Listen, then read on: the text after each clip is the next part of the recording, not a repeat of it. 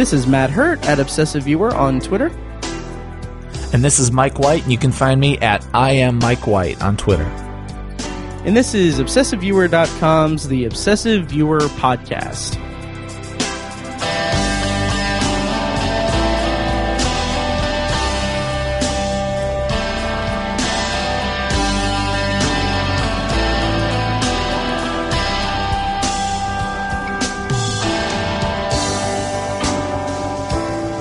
Hello and welcome to The Obsessive Viewer. We're a movie and TV podcast that covers a specific topic via genre, trope, movie, or show each episode. You can find more of our work at ObsessiveViewer.com.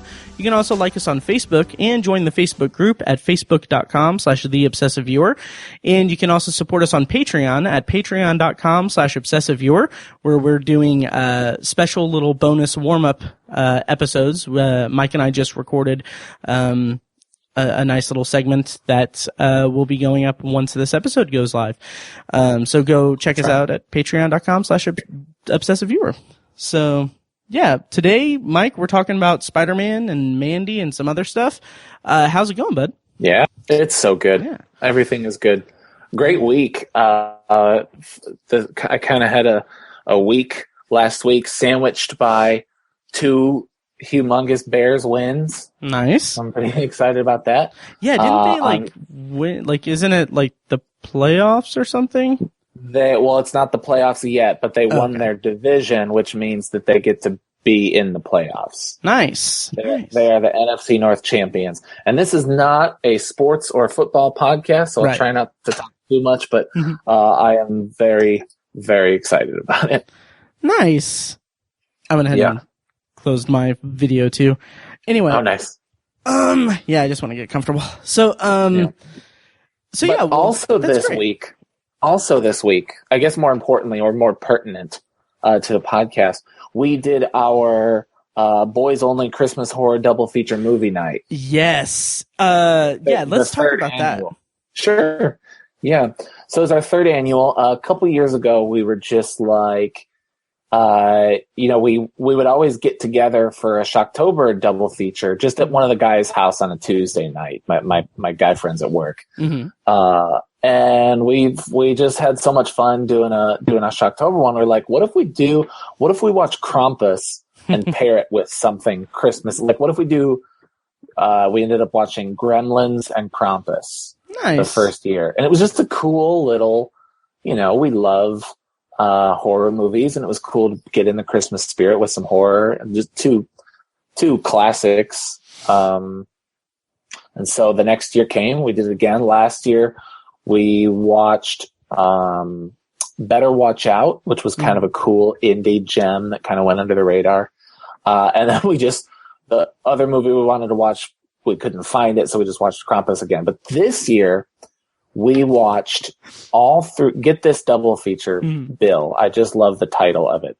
All Through the House and All the Creatures Were Stirring. I love that so much.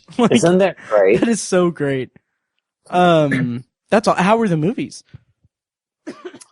Okay, so All Through the House is from 2015. And it is the director's first feature-length movie, I think. Okay. I think his name is Todd Nunes, because I remember I looked him up, and I said that I was watching this movie, and he liked my tweet right away. And so I wonder if he had it set up to kind of ping him anytime I mentioned his movie. But gosh, I will say, it was really not good. It was really pretty atrocious. Very extreme low budget. Oh, yeah. I think they tried real hard. The kills were practical and pretty disgusting. And I liked those quite a bit. But in terms of the plot and the acts, it was honestly some of the worst acting I've seen. Oh, God. Time. Wow. It was really atrocious. The acting was really heinous. Has he done anything since then? Sorry. Not that I know of, and certainly not of note. Okay. A couple small things, but I don't think any Okay, let's see. Death Ward 13 in 2017. Wow. But also does not look like it got much of a wide release. Yeah, it doesn't. It sounds like kind of a almost Asylum-esque movie. Yeah. And then so the second movie we watched was All the Creatures Were Stirring, which is, so I listened to the Shockwaves podcast, which they are a couple of people who work under the Blumhouse umbrella. Oh, and nice. they're critics and writers and this and that, various jobs. Ryan Turek is one of the podcast members, and he was a producer on Halloween. Anyway, one of the hosts, Rebecca McKendry, and her husband, this is actually their directorial debut, All the Creatures Were Stirring. Yeah, and it's an anthology piece of just, a bunch of Christmas shorts. And it's a bit of a mixed bag, I think, as most anthology pieces can be. There were, oh my gosh, I want to say there were 6 or 7 shorts, and one of them was great. Like, I would like to see a feature length. 2 of them were pretty good. A couple of them were okay, and then I think there were 1 or 2 that were really pretty forgettable. Okay. Like I said, a mixed bag. Definitely All the Creatures Were Stirring was the better of the 2. But it was, it was just fun. It was just fun to get together. Nice. That's awesome. I know that you used to do like a yearly thing where, correct me if I'm wrong, but did you have like a setup where you had like a screen in your backyard and were projecting movies in your backyard? Oh yeah, yeah. So that was that. Well, gosh, we didn't do that. We haven't done that since we lived at our house before we got married. So this was like 2012 to 2014. But all 3 of those summers, we would do a double feature marathon in the backyard. Nice. I don't know why I said double feature marathon. That's not a thing. But we would do a double feature in the backyard, usually just a kind of a crowd pleaser, and then a horror movie. Nice. One year we did Wreck and like Zombieland or something like that. Something a little like underseen by some of my friends, and then one that I know that they would like to keep them awake. Nice. Did you ever get any like friction from the neighbors or anything about it? No, not at all. Nice. Nice. No. There are a couple things I want to go through for housekeeping before we get into our reviews and everything. Okay. I just want to check in. Housekeeping. Nice. For a split second, I thought that was Amanda, and I was like, "Wait, what?" But yeah. How has your experience with A-List been, and how's movie night going? It's fantastic. A-List is so great. I know how excited you are. I know. You were like hanging on my. It's great. It is as advertised, maybe better than advertised. I don't know. Nice. The only thing I'll say is we wouldn't be going to AMC if it were not for A-List. Yeah, I can understand that. We live minutes from our local show place. I mean, I think Jake, it lives, 5 minutes, and I live maybe 8 minutes from show place. And so that's pretty nice, especially if we're trying to hit something real quick. We can go to show place. But generally, we don't mind the drive, and we carpool. I don't love that it kind of it locks us into the AMC thing, and usually that's not a problem, but sometimes it is.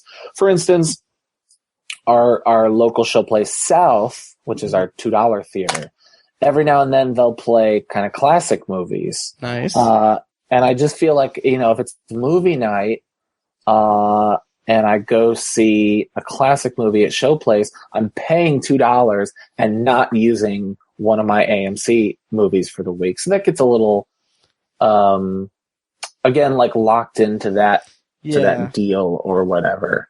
And the last thing I'll say, I don't mean to crap on it because I really do love it. Right. The last thing I'll say is the 25 minutes of trailers is nearly unforgivable. God awful. Like, and I love trailers, but me too. My God.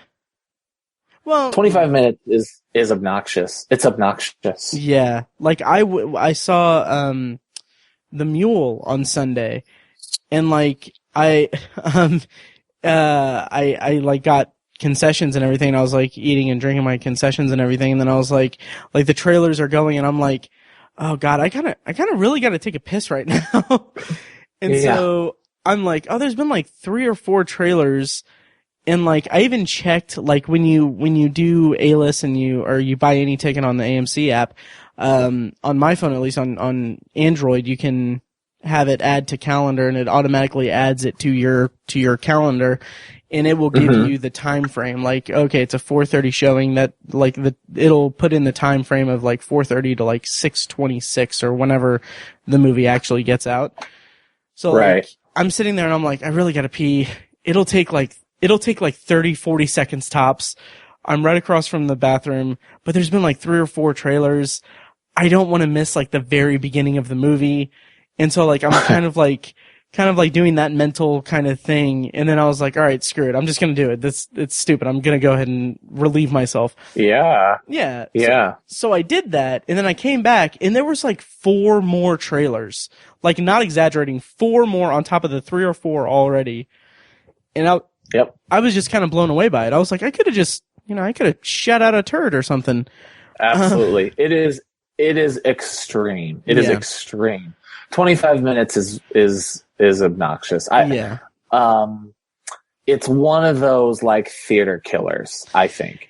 It sucks, especially on a weeknight. I can't, we have this where we just go every week and we just do, but I can't imagine being like, hey, let's go catch a movie. Oh, wait, it's at 7:30, but it's actually going to start at 8:00. That's obnoxious. Yeah, I can get that side of it for sure. On the other hand, like, I'm chronically late and not punctual. A great example is like, okay, I get off work at 3:30, and I had a ticket on A-list for that Natalie Portman movie, Vox Lux. I had that for tomorrow at 3:50. And the theater is like maybe 10, 15 minutes away, but I wanted to bring a change of clothes to work, and I was like, well, I can do that because I'll just go in the middle of the previews and stuff. It'll be fine. But I just know that, like, okay, the entire time I'm changing in the bathroom, the entire time I'm in the car, the entire time I'm driving there, I'm going to be freaking out, like having massive anxiety over it. So I just canceled that ticket. I just canceled that ticket and got a ticket for, Mortal Engines, which I'm not even that interested in seeing, but talk about a backup.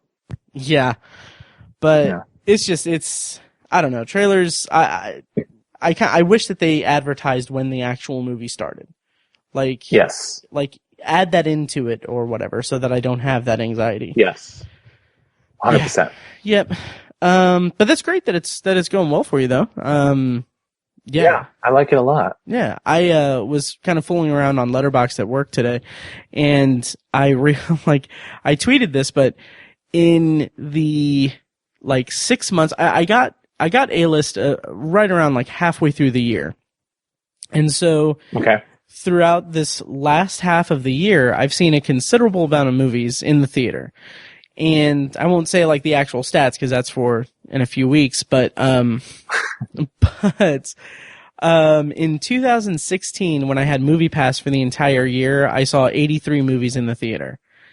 And I'm not going to break that record this year, but with only having A-list half the year, I am much closer than you would think I am to breaking that record. That's awesome. Yeah, so next year, I'm fully anticipating it being a huge year for me in terms of theater viewings. Very cool. Yeah. And this is weird, and this is a slight tangent, and we can talk very briefly about it, but, I've been seeing a lot of, like kind of heavy movies, I guess.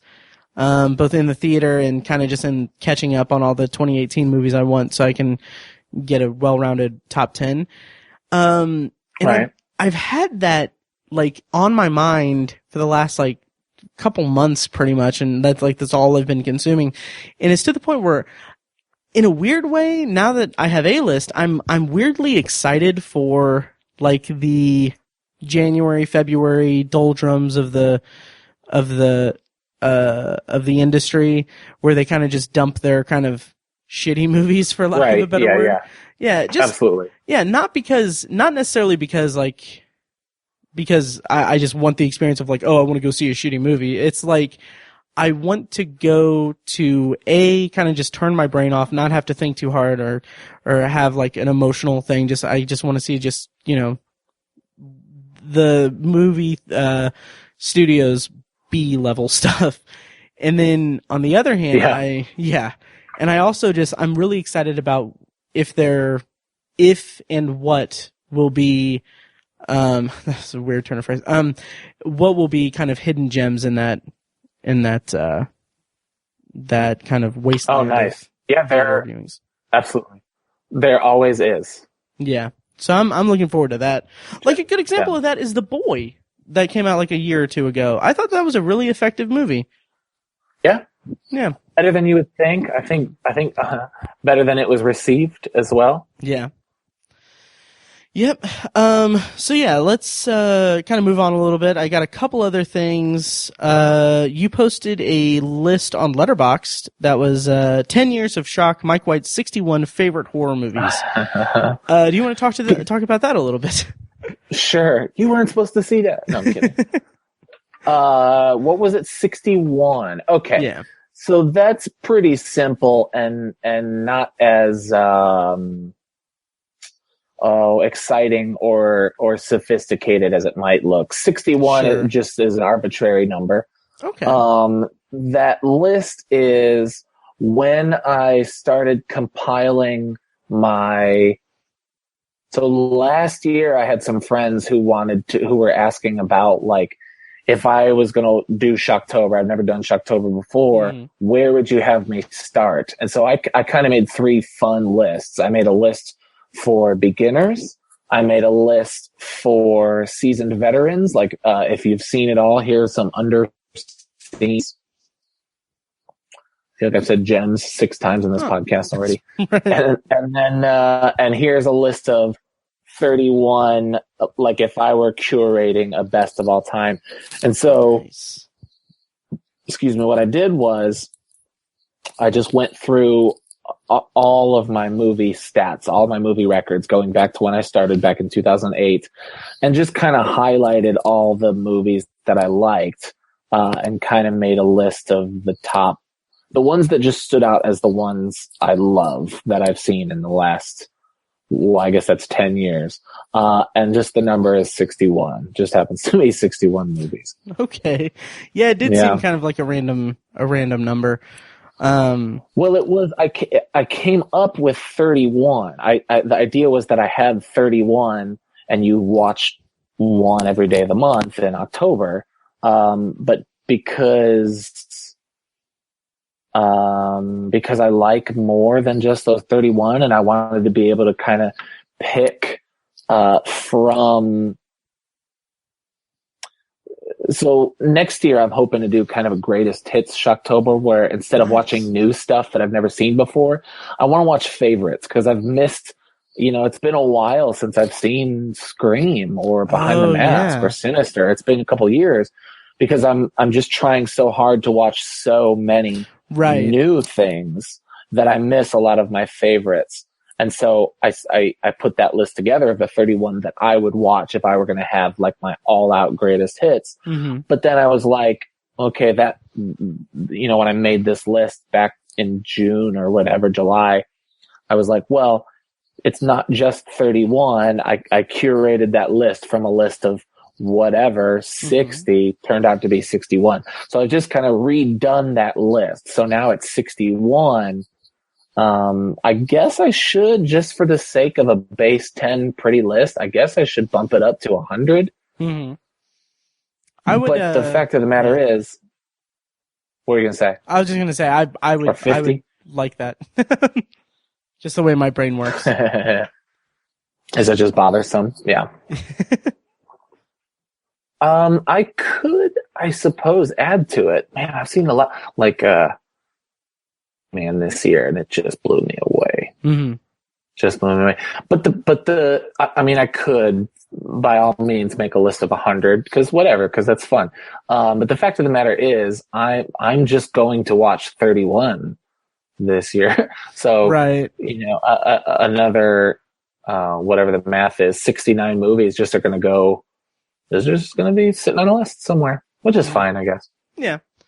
Well, it's cool. I'm like, and we've talked about this a lot, but I love how much Letterboxd is enabling both of our shared love of making lists. So, oh my God, yes, it is just insane. It's too much. It's almost too much. Yeah, but I will say, and I'm going to throw you under the bus here, Matt. Oh God. Yeah, it's coming. I will say, you could tell me to bump that list up to 100 because you'd feel more comfortable with it. Mm-hmm. But you still wouldn't watch any of them in October if I made you a list of which ones to watch. Would you care to elaborate on that? I've been super busy. Yeah. No, what he's referring to is that Mike was kind enough to make a list of Shocktober movies for me to watch in Shocktober as homework, and I watched maybe 3 of them out of 20, I think. Yeah.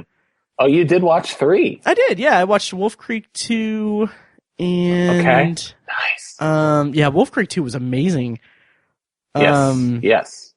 God, what was the guy's name? Mick. Yeah,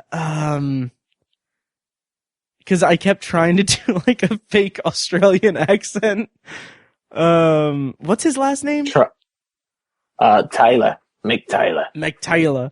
Yeah, I kept going like, I'm Mick Tyler, but I can't. Taylor. Mick Taylor. Yeah, so I did watch some of them, and I do have every intention of watching all of them.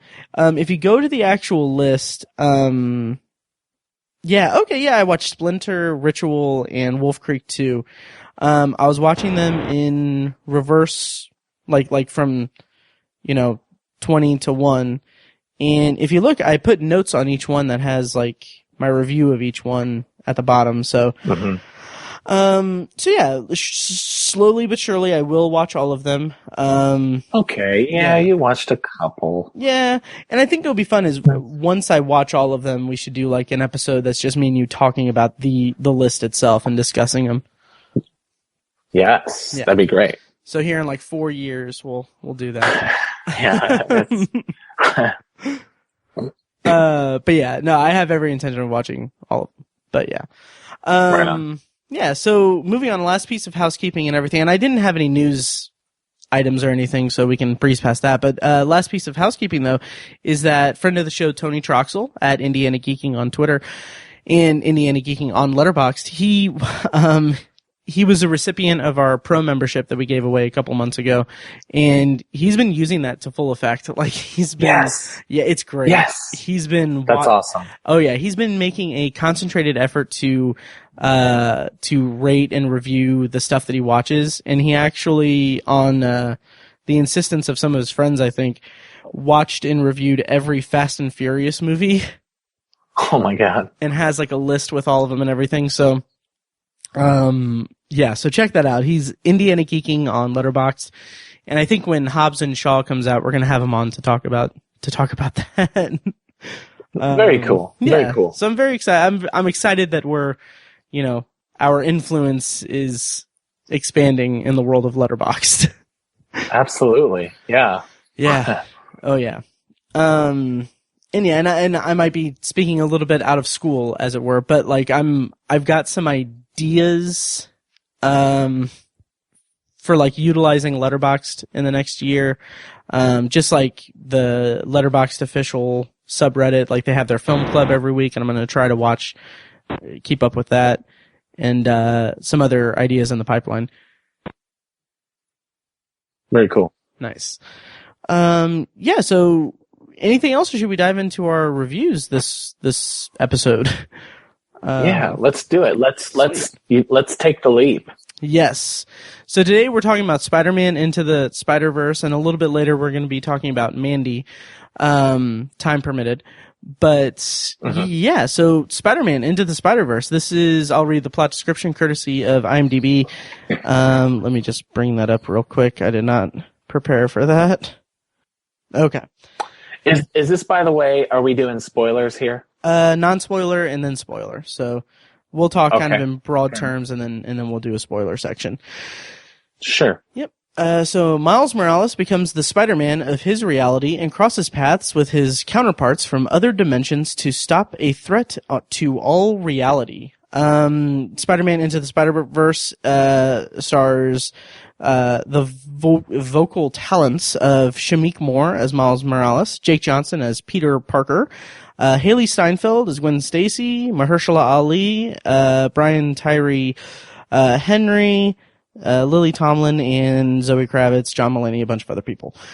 Mike, I'm super excited to talk to you about this movie because I know how important Spider-Man is to you, and I'm just going to let you run with it. What did you think of Spider-Man Into the Spider-Verse, and what were your expectations going into it when you saw the marketing and everything earlier this year? Well, I love that you say you're going to let me run with it. That might be dangerous. But I'll do what I can. Right. Short review, I loved it. I just loved it. It's I will say right now that it's in my top 10 of the year. Nice. It moved me. I felt things. It was so much fun. Did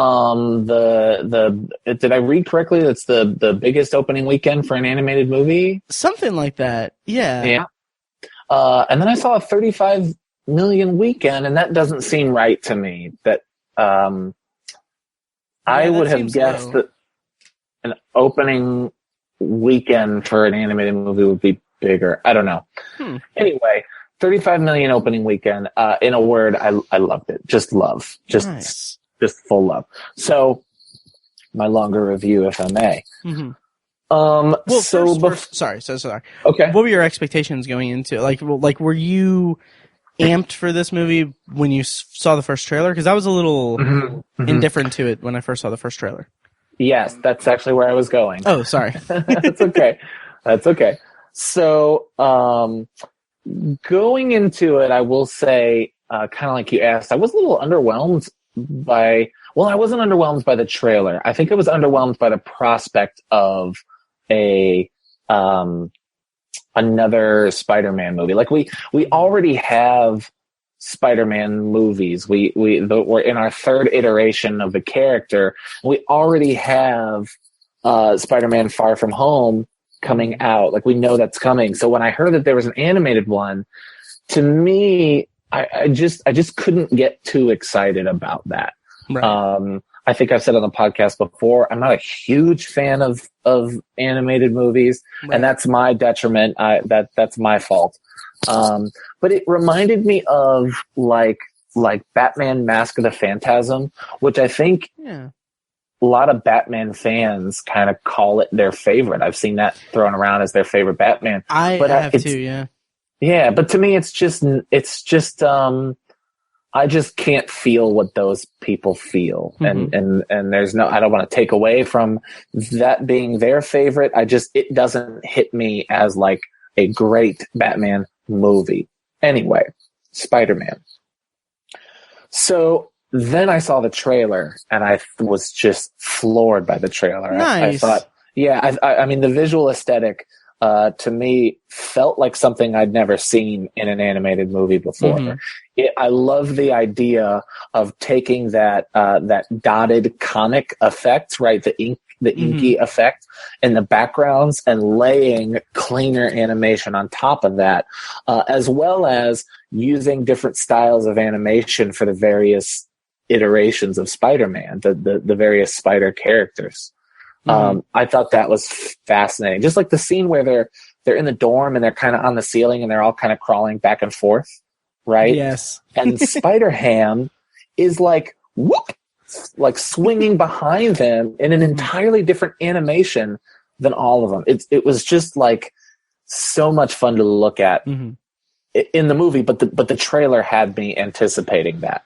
So that's really interesting because the trailer, I wouldn't say I had the opposite reaction to the trailer. I was just a little more indifferent when I first saw the trailer because it felt like that style of animation, while yes, it was extremely unique and like something I'd never seen before. And just to preface what I'm about to say, this is strictly just from my first impression of the trailer. Like the movie, I had a completely opposite one, but it felt like the movements you were wrong. Yeah, exactly. Yeah. Like it felt like the movements were a little jagged a little bit, like because of the animation style.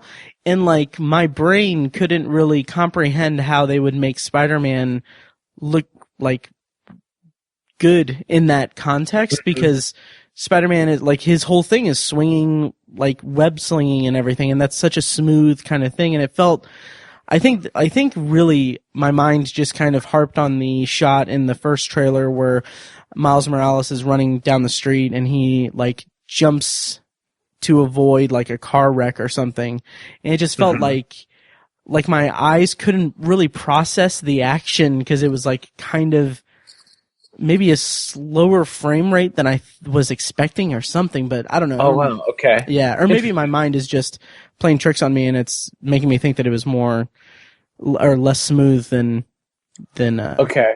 Yeah. But anyway, yeah. Well, we can talk about that because I think they're I don't know. Maybe it has something to do with our age and our eyes, which is something I want to talk about in a little bit. Our age. I'm going to hit on that quite a bit, actually. Oh, lovely.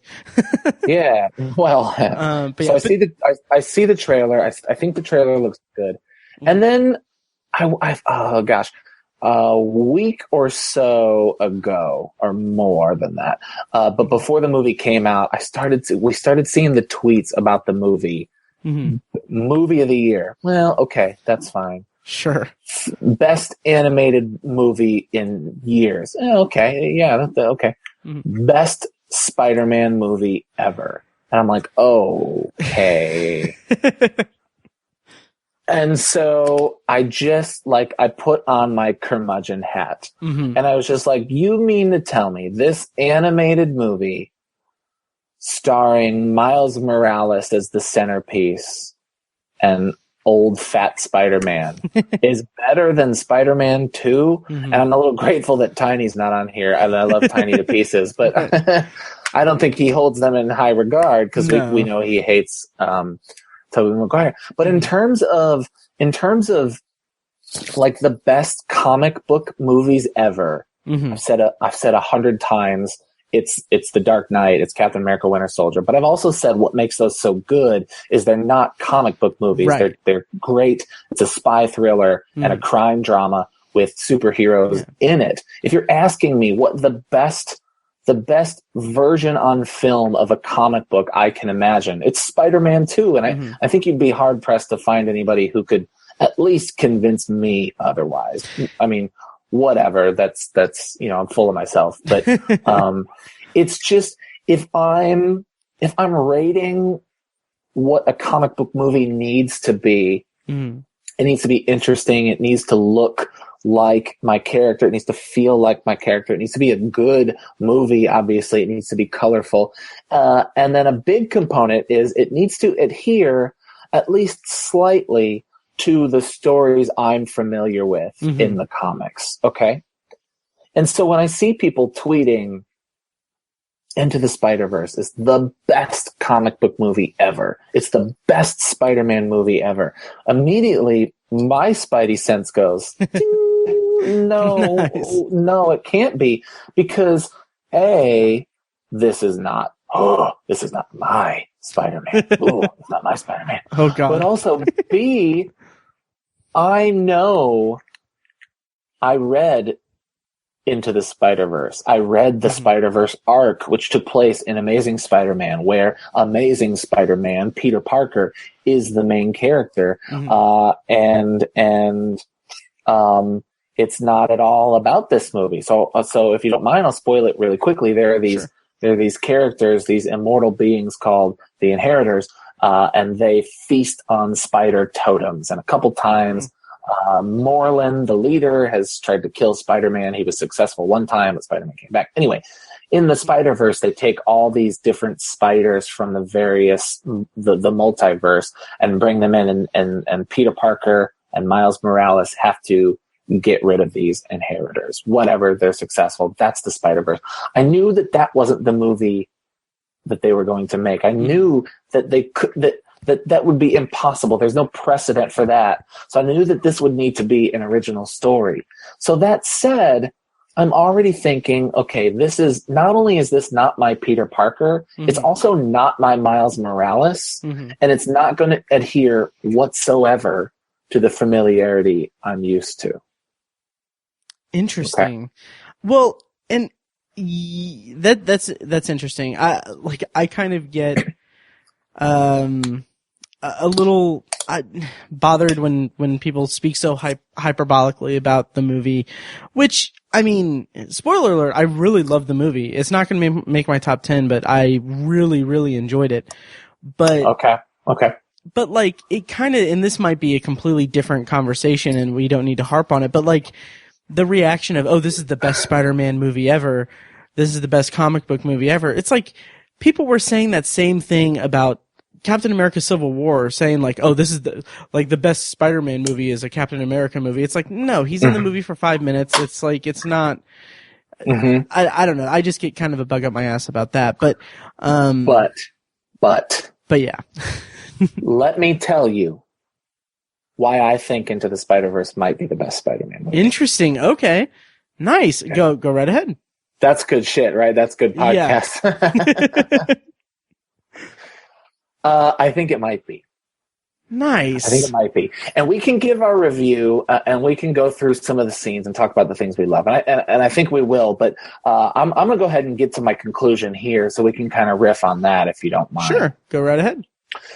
So first I want to say, when I say it's not my Spider-Man, it's not my Spider-Man, you kind of laughed a little bit and you go, oh, sure. And I want to say, I'm not talking about the fact that Spider-Man is a black kid. Those people are fucking awful. Yeah, and you know that I hate racism. Yeah, to be clear, I was not. Sure. Yeah. Right. I just want to make sure that it's clear to listeners, because I've said multiple times, we remember when Donald Glover there was kind of an online, fervor over Donald Glover playing Spider-Man. And Dan Slott, the writer of Spider-Man at the time, kind of said something, and I kind of fell in step with that. To me, it's not the color of the skin of the character. To me, I just want to see Peter Parker. Now, if Donald Glover, a black man, is Peter Parker, I would love that. I just don't need a Miles Morales movie. You know what I mean? I see. Right. So at that time, I didn't want Miles Morales. I wanted a Peter Parker movie. Sure. So let me tell you why I loved Spider-Verse and why I think it might be the best Spider-Man movie. Right. Most importantly, you kind of threw it to me and you're like, I want you to go because I know that you said you are the Spider-Man expert. You Spider-Man is something you hold near and dear to your heart. I have a vast collection of comic books, video games, posters, action figures. I love Spider-Man. We know this, whatever. Right. And this movie is not for me. They didn't make this movie for me. And so a couple years ago, I would have been frustrated by that. Right?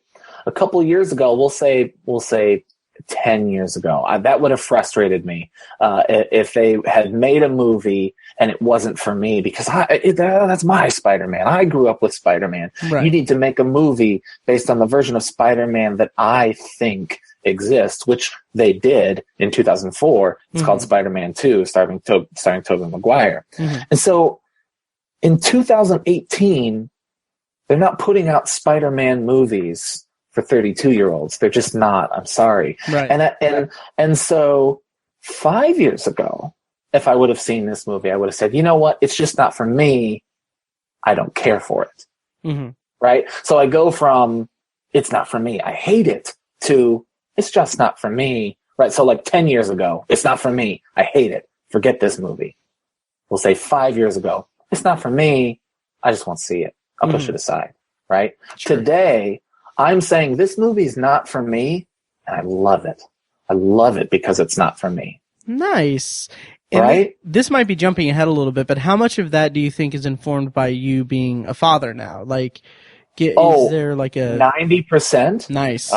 Right? I mean, 85%? Yeah. Mm-hmm. So listeners of the podcast, maybe they know, maybe they don't know. I'm a father of two. My oldest is only 2.5, so he doesn't watch movies, and he only knows that Daddy likes Spider-Man. He doesn't even care who Spider-Man is at this point. Sure. But this movie is for 8-year-olds. So when you and I were talking about doing this podcast, I retweeted a picture of this woman. I think she was a film critic, and it was a picture of her nephew taking a picture in front of like the movie theater's art display of the film. And it was a young black boy who was maybe 11 or 12. I saw that. I love that so much. Oh my gosh.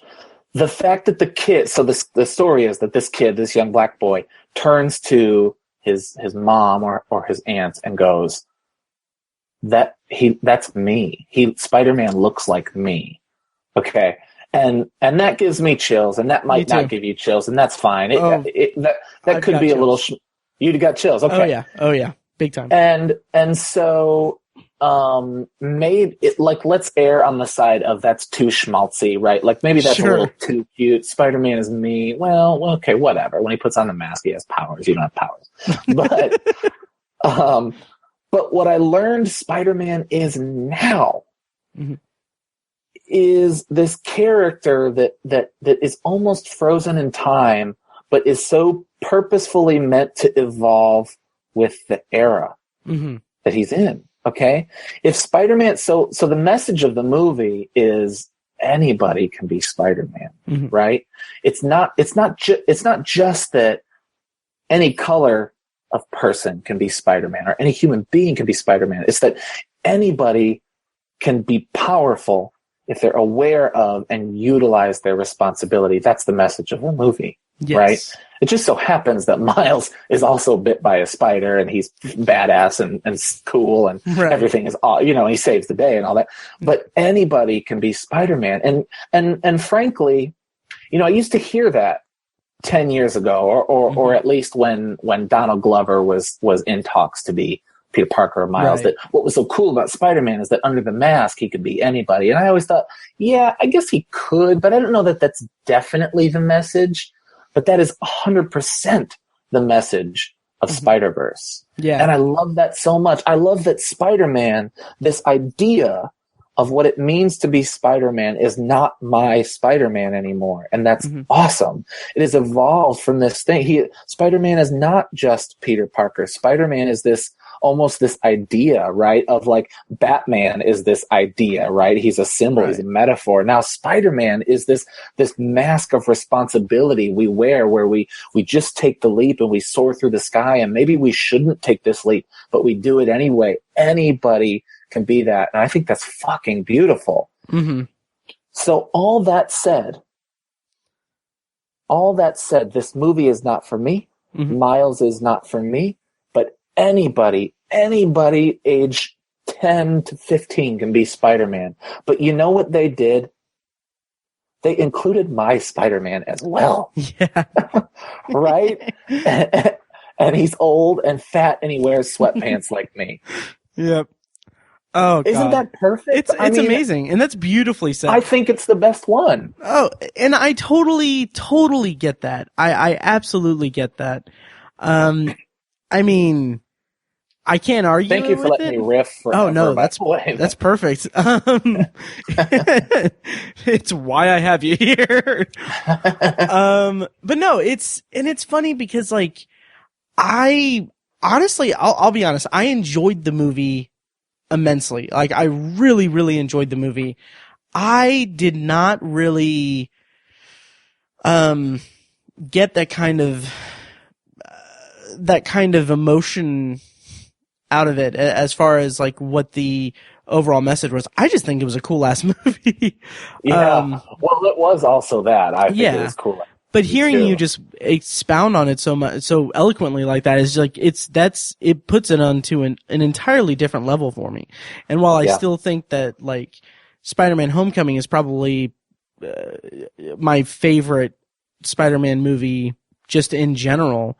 And I feel like maybe at some point you said this or someone else said this or someone on another podcast said this, but like Spider-Man Homecoming isn't like the comic book Spider-Man fans movie. It's like the MCU fans movie of Spider-Man. And like, I totally, like, I'm the MCU fan rather than comic book fan, and I ate up every second of Homecoming. But well, what I love about Homecoming is how small it is, right? Just the scope it's truly like the best version of the Friendly Neighborhood Spider-Man. The Friendly Neighborhood Spider-Man, exactly. And so I definitely love it for that. I said that maybe before this movie, it was probably the most, like the objectively tightest movie in the entire Spider-Man canon. But in terms of, that big quality I need of like adhering somewhat to the comics, or at least the comics I know, it was Spider-Man 2. Really, for a long time, it was the first Spider-Man, but just recently, I kind of took in Spider-Man 2 and realized its merits. Real quick, there are a lot of Easter eggs in Spider-Verse. I don't know how much of that would be spoilers or not spoilers, but there is there is a reference to Spider-Man 3 that in like the opening scenes of Spider-Verse that like I saw it with Kirsten and she like nudged me and laughed like at that moment, and I was like, that is hilarious.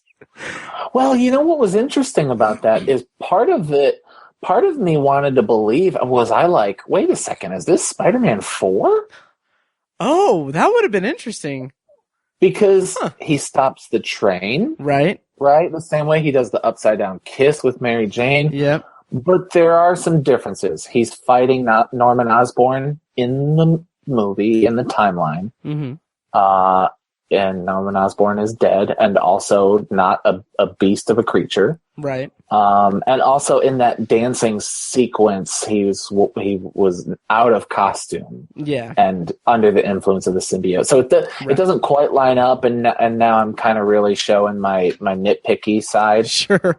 But I don't know, like when it was the upside down kiss and the train, and I was like, oh my God, this is Spider-Man 4. in the same way that TMNT from 2007, I don't know if you remember that animated, is essentially Ninja Turtles 4. Is it really? I never saw it. That's interesting. It is, yeah.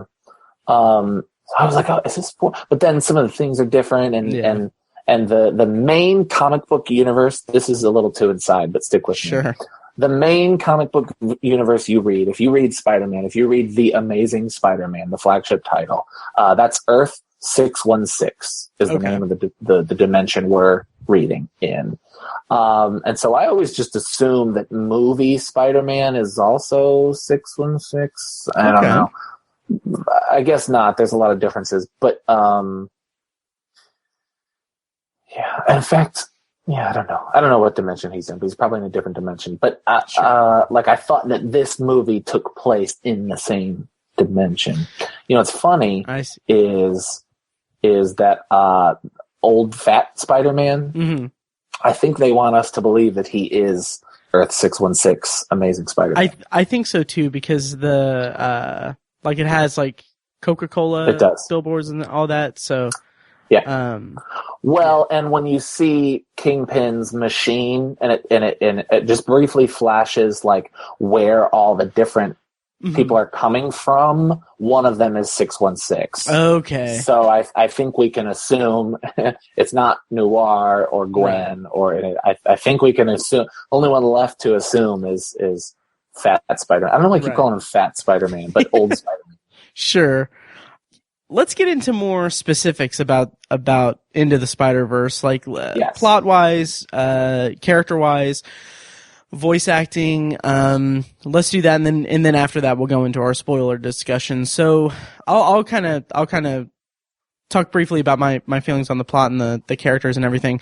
Okay. I love Miles Morales. I feel like he was a very relatable kid with the energy he brought to just the whole, like, oh my god, I'm Spider-Man. Like, he had this excitement and eagerness that I thought was infectious. Absolutely.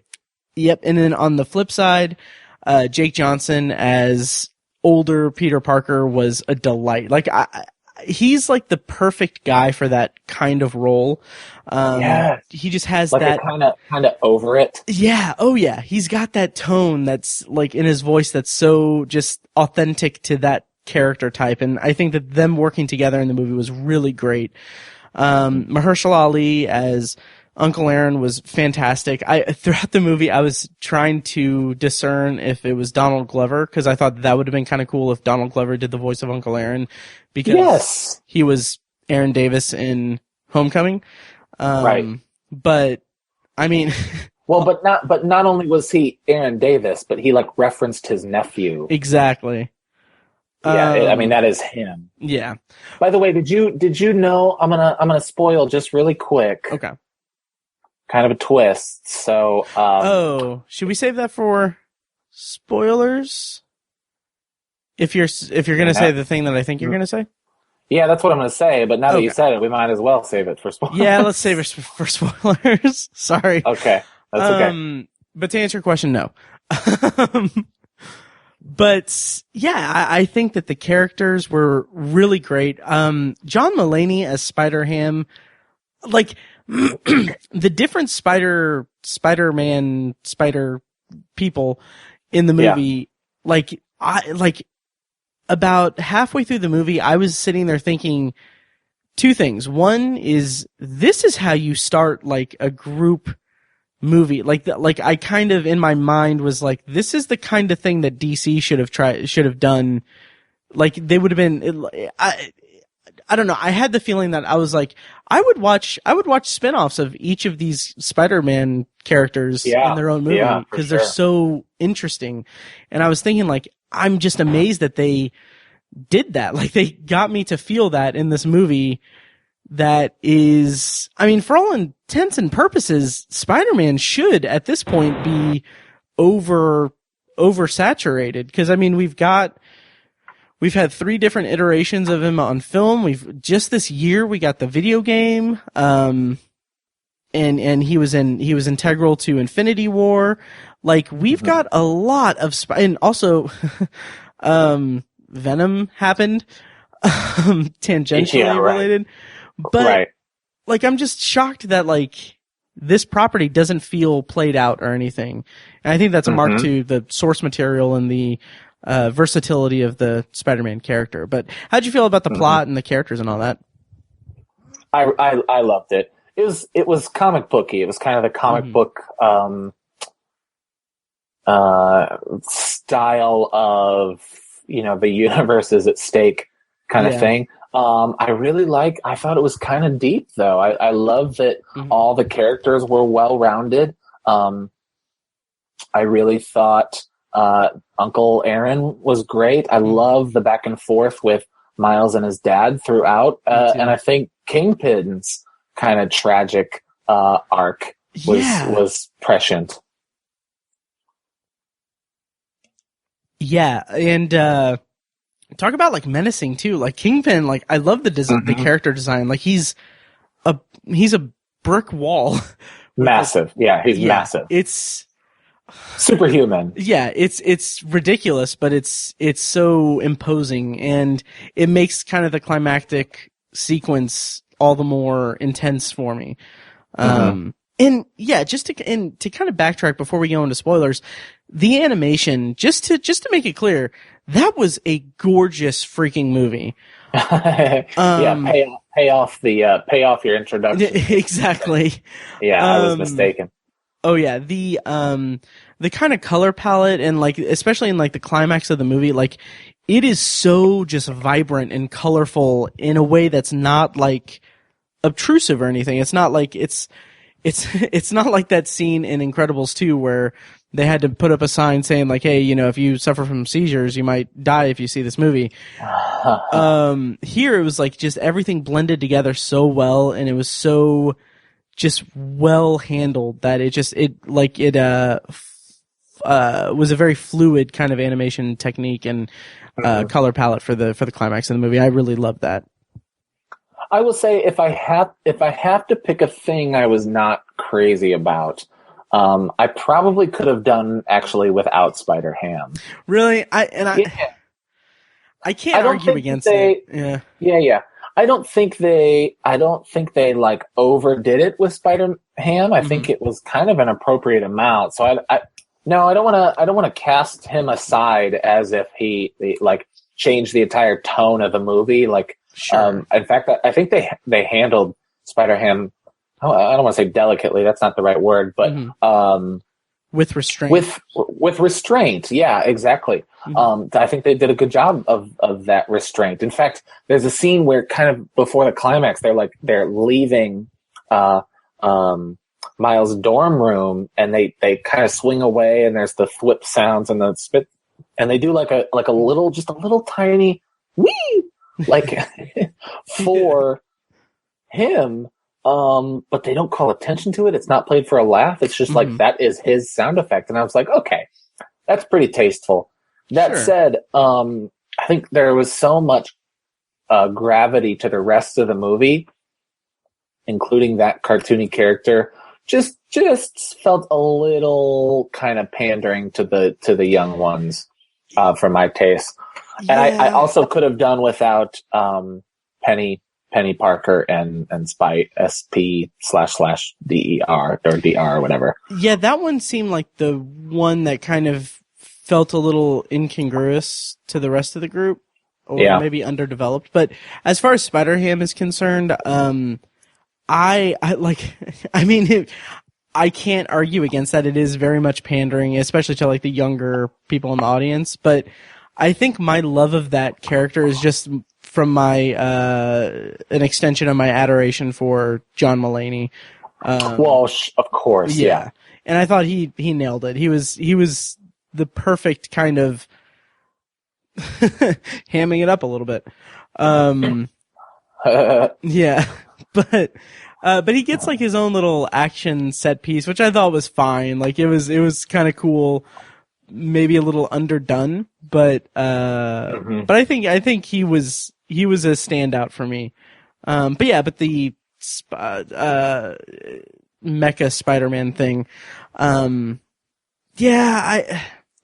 don't know. I feel like that was the one that it was the most abstract kind of Spider-Man iteration, and I feel like it wasn't really explained as well as it could have been from me at least. Well, she's in Spider-Verse. I mean, she's a character I was aware of. In fact, the current wave of Build-A-Figure action figures is. I just bought a few. I got them over on the shelf. I got Scarlet Spider, Kane. Scarlet Spider, and then Doc Ock. And I'm pretty excited about those, but they came with SP//DR, basically the mech spider pieces. And I don't plan on collecting those because they're just, I don't care about them. Sure. Let's kind of just talk overall feelings about it, and then we'll dive into spoilers, because I think that we can, I think we've exhausted our broad talk about it. So overall, I enjoyed it a lot. I almost saw it again today, before we recorded, just to have it fresh in my mind, but I wanted to come home and take a nap instead.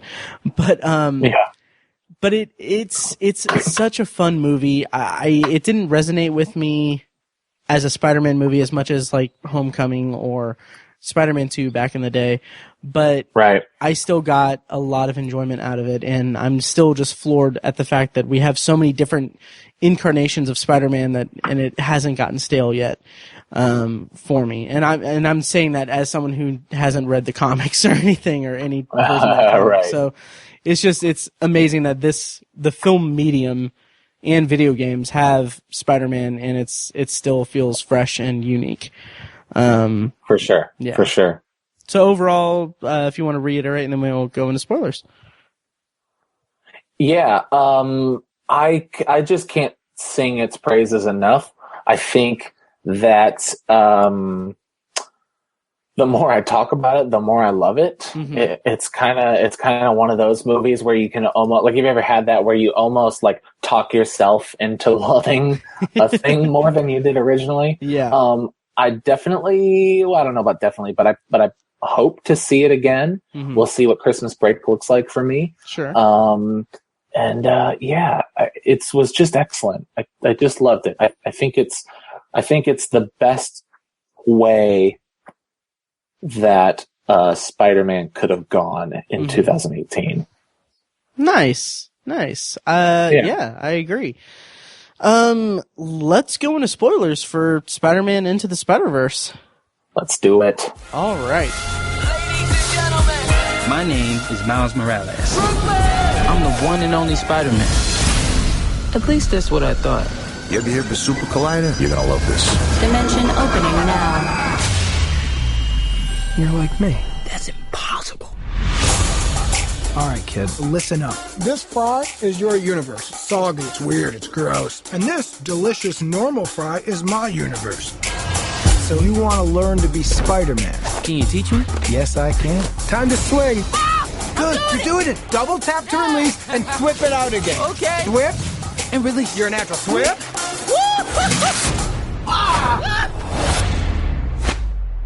Hey guys, Who are you? I'm Gwen Stacy. So we are spoilers on for Spider-Man Into the Spider-Verse. And Mike, you were going to ask me if I knew about Uncle Aaron's turn. Am I correct? Yes. Okay. Correct. Yeah, you are correct. Funny story. I didn't suspect it at all, but like right when Miles is writing the note in his apartment, Kirsten actually nudged me and she was like, "Oh my God, he's working for Fisk or he's one of the bad guys or something." Or okay. he's the Prowler guy, and I'm like, yeah, like no, I don't think so. No, that's not going to happen. That's Uncle Aaron. Yeah. and then yeah, that kind of blew me away, and like it's needed because that's his. I mean, that's his. He needs an Uncle Ben moment. He needs that moment for his yeah, character. But it's like Uncle Ben with a twist. It's like Uncle Ben, but he's a villain, and that's so juicy, dude. Yeah. So you loved it. I take it. What's that? You loved that character turn? I did. Well, I knew it, right? Oh, okay. Is that canon from the comics? It is, actually, Oh, yes. Interesting. Okay. He is the Prowler. In fact, right now, he is the Iron Spider. Oh, interesting. Yeah. So he has kind of he has like a black variation of the red and gold Iron Spider outfit. Oh, that sounds so cool. Yeah. Yeah, it is pretty cool looking. So he's that, but yeah, I knew he was the Prowler, especially in the Ultimate Universe he was. Mm-hmm. But yeah, so I did know that, so I'm kind of waiting for that to happen. I'm just kind of enjoying it, but also letting it wash onto me. Mm-hmm. And I turned to Jake, my friend who's seeing the movie with me, who did not know about that. And when they reveal that it's Aaron, he like shook his, like it upset him. He was like, oh, nice. And I'm like, dude, I'm so jealous that you got to feel that feeling, because that's awesome. Because I think they pay it off well. Yeah, me too. And just ever like that, and then it bleeds into, no pun intended, it bleeds into his relationship. Yeah, I know. With Miles' relationship with his dad. Like that scene where his dad is at the dorm room and he's talking, freaking heartbreaking. And I love the characterization and the dynamic between Miles and his dad. It's just, that was one of the best like arcs through the movie that I really appreciated. Yeah, I agree. Yeah. It was really awesome. I thought there was something I was one of the, this is completely non sequitur, apropos of nothing, but one of the lines that just absolutely killed me was when they're going through the facility And it's after Peter Parker has planned out, and he's like, "Oh, I'm gonna get a bagel," and then he gets the bagel, and then like as they're being chased, one just random woman's like, "He took a bagel," and that just slayed me. So like I loved it so much. That and Spider-Ham's "That's all, folks," before he leaves, and then Peter Parker being like, "Can he say that like legally?" Right. Yes. I was just, I love that. Like I loved there's so much as pandering as pandering as some of the elements of the movie are, especially like Spider-Ham, as pandering as it can be, like there's a fair bit of humor that's kind of geared maybe not toward us, but like that we can appreciate, and most of that is just older Peter Parker. For sure. Sure. And I love the way the movie handled the comedy. Yeah. Yeah. Yep. And Yep. what'd you think of the action and the set pieces and everything? Oh man, when he like finally dons the costume, Yes. and they blend, like he's going swinging through and just takes the leap, and they blend like the rap music with film score. I can't think of another time that's happened in a movie, let alone a comic book movie. And he jumps off the building and the glass comes with him, which they feature in the trailer, but you know, when you get the actual score and it's in the context of the movie, oh my God, that hits so hard. I mean, like I'm getting chills thinking about that scene. It hasn't been that epic watching Spider-Man swing since the first one. Yeah, I'll agree with you there. Oh yeah. And also the suit just looks so badass. Yes. I love that aesthetic. Also, speaking of suits, did you, when they went into the spider cave, for lack of a better term, did you catch? They had the video game. The video game one, yeah. I was like, oh, that's so cool. Yeah. Yeah, I thought that was cool, and yeah, I don't know. I really liked the action in the movie and the just the way the animation kind of depicted the kind of action elements of it, the web slinging. Like I had egg on my face because I was like, this is really fun, despite what my first impression of the trailer was. Just such a blast. Yeah, it was. Yeah. Where do you see the franchise going? Like, I mean, I assume they're going to make a sequel. How would you want them to do that? Well, I think what I want is certainly different from what we'll get. And I've always read that the best stuff is the stuff we don't know we want. Yep. And so I guess that my cop-out answer is I want to be surprised. If I'm writing my fanfic, it's just Miles and Peter. Yeah. I don't know. I think the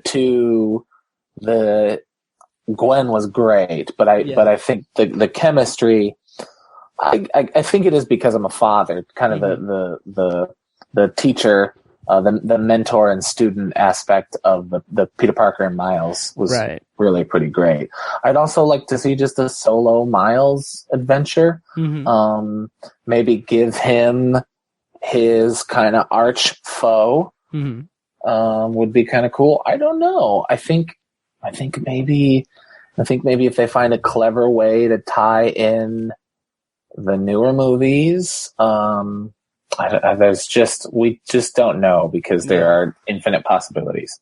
Right. And in terms of, you said like his arch nemesis and everything, does Miles Morales like have like does that iteration of Spider-Man like have a specific like villain that's tied to him? I'm gonna say, well, his uncle Aaron. Oh yeah, fair. Yeah. I'm gonna say something kind of polarizing, but I'm just gonna put it out there. I feel like Miles is underused or underwritten. Okay. He was created by Brian Michael Bendis, and Bendis is notorious. He's very popular, very famous, very rich, but he is also notorious for playing a very, very, very long game with his characters. I see. Where not a whole lot happens issue to issue, and only a little bit happens over a long amount of time. And if you kind of ask me what Miles' major story beats are, gosh, I'm embarrassed to say I can't tell you. It's to be honest, I kind of jumped off the comic book with this latest iteration. I see. Because it just wasn't huge. There was just nothing epic.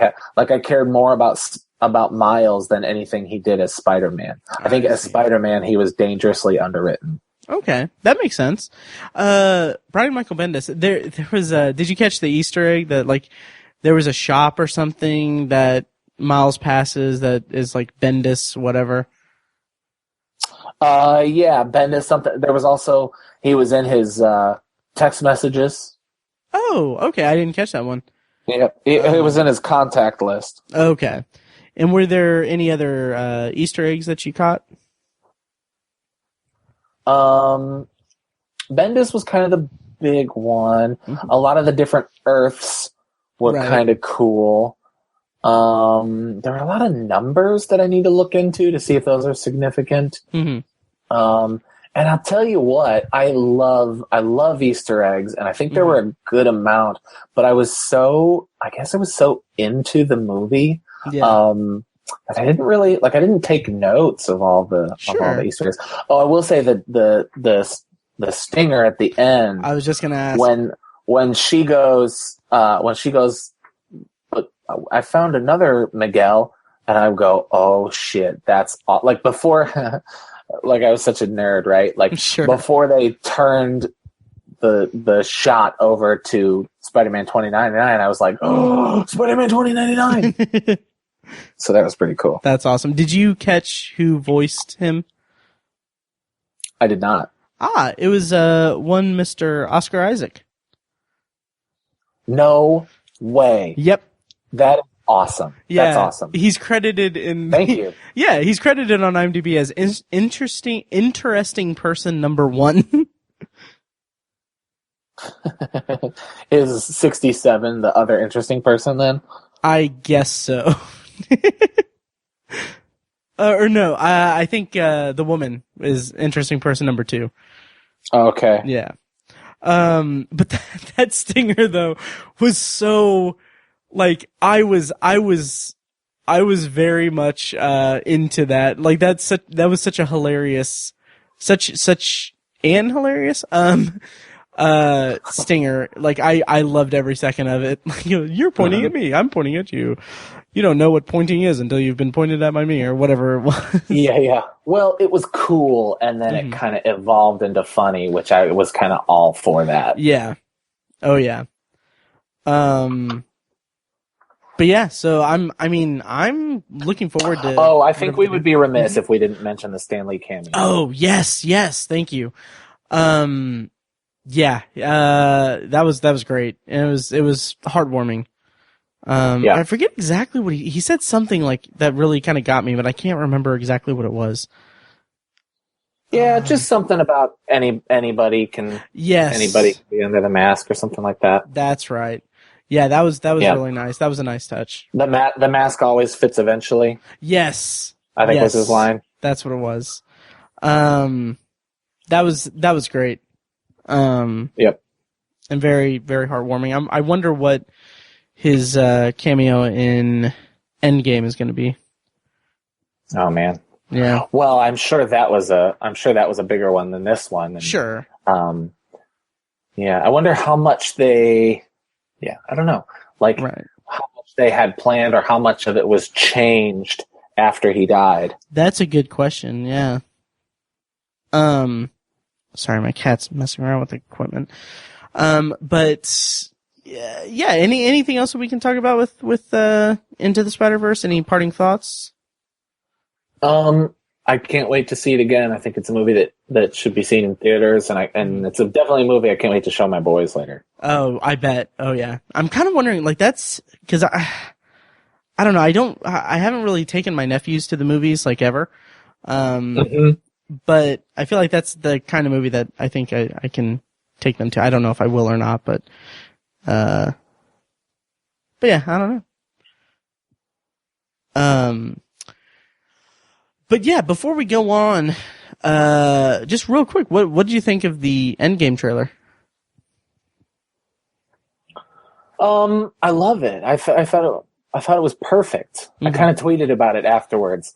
I wish, like, what do I have to do to make that the only trailer we get? Oh my, I know, right? Like, that's the only, yep. That's perfect. That's what you want. That is what you want. It's all I want to see from the movie until April 26th. Yes, me too. Yeah. Exactly. But have you seen the kind of memes that have cropped up with Tony Stark? Like, they did, like, someone did a fake The Martian poster that just has Tony Stark and it says "Bring him home."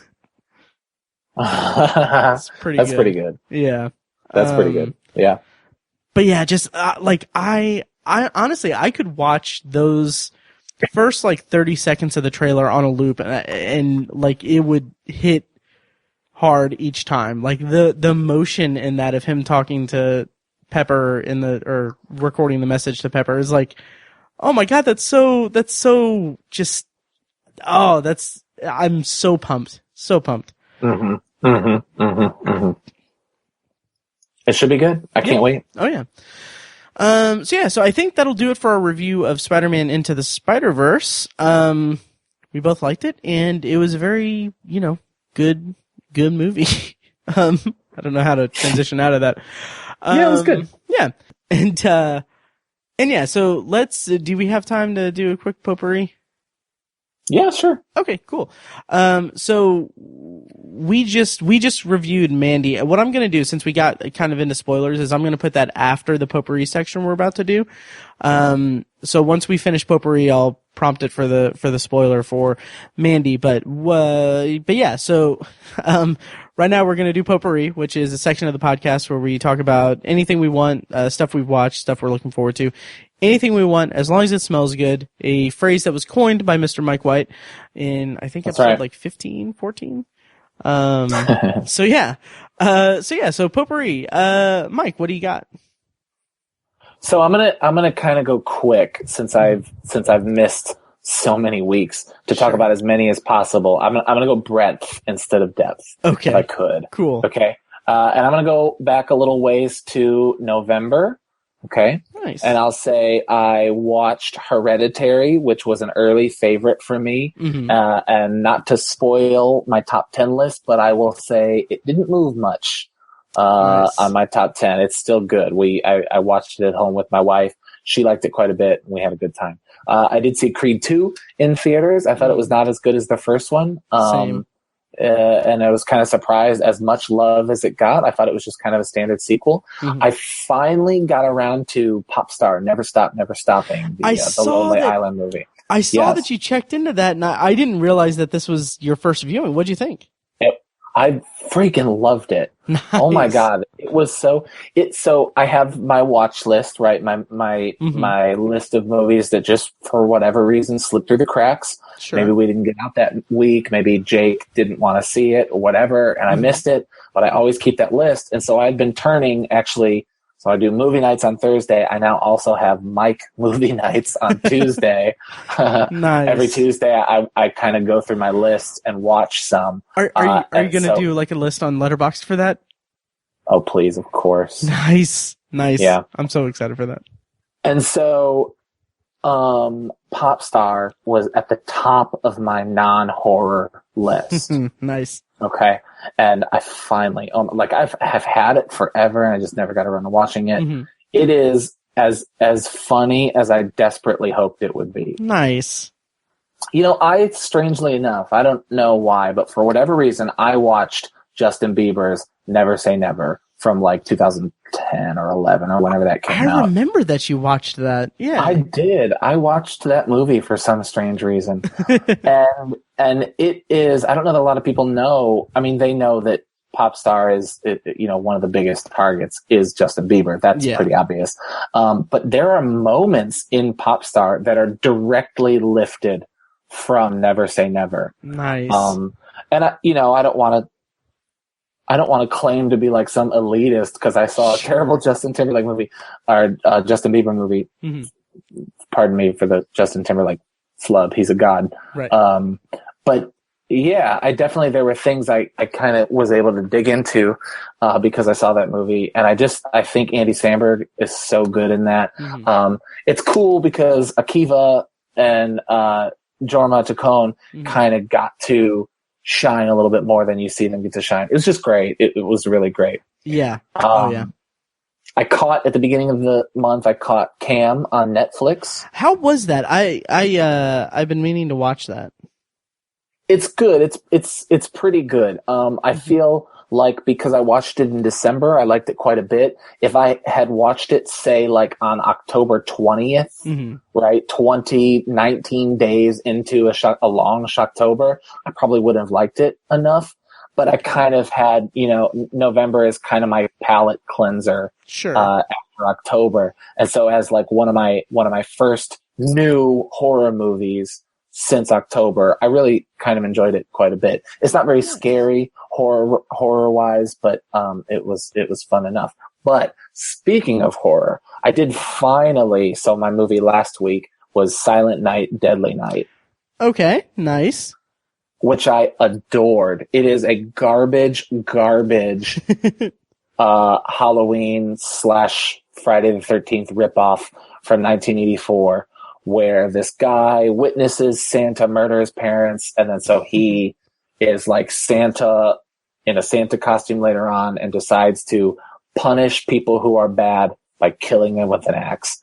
And I loved it. I loved it so much. It was better than I think a lot of movies from its era are, and it kind of had a Christmassy vibe. Nice. I took the day off of work, and because I just had so much to do, I took my son to daycare, and so I wrapped Christmas presents and watched Silent Night, Deadly Night, and it really got me in the Christmas spirit. It was great. That's awesome. That's so great. Yeah. Yeah. So that has been. I mean, yeah. There's plenty. I watched Plane, Trains, and Automobiles at Showplace South.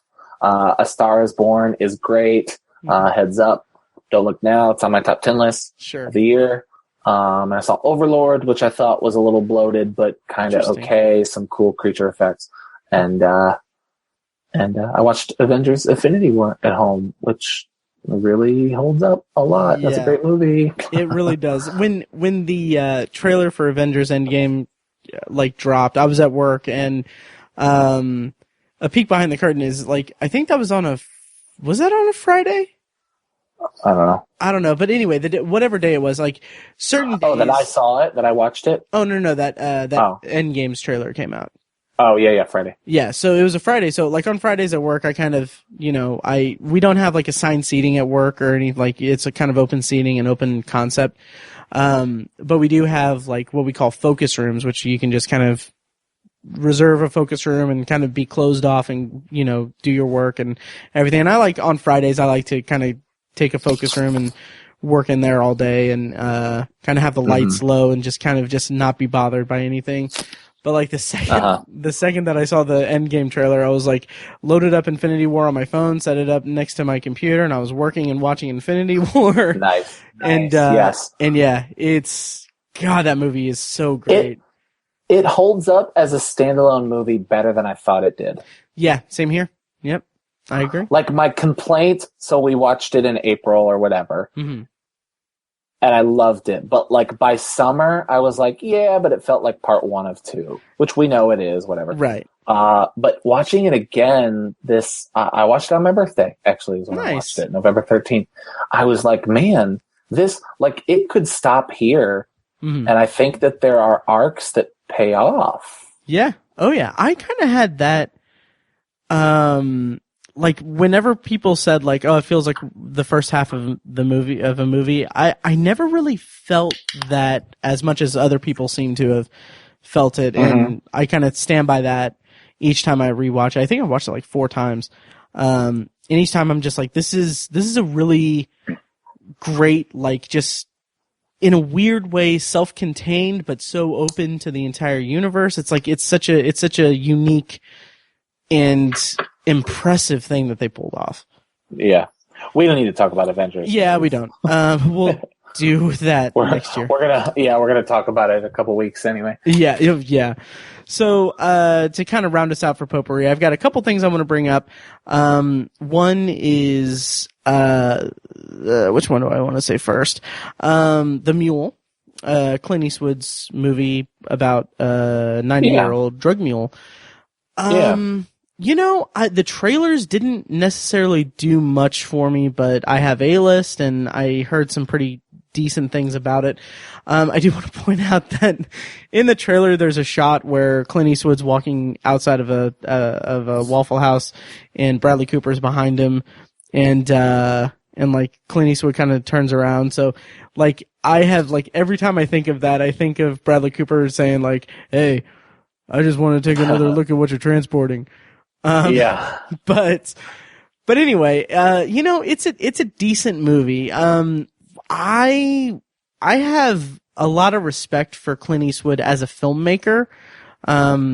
Like politics aside, and I know that a while ago he had some political stuff, but as a filmmaker, I respect what he does because he's freaking 88 years old and he's still making these movies that are like, they're not like little tiny character pieces for the most part. Like there's some pretty elaborate stuff that goes on in the Mule, for the most part. Elaborate for like what you would expect an 88-year-old filmmaker to be able to do.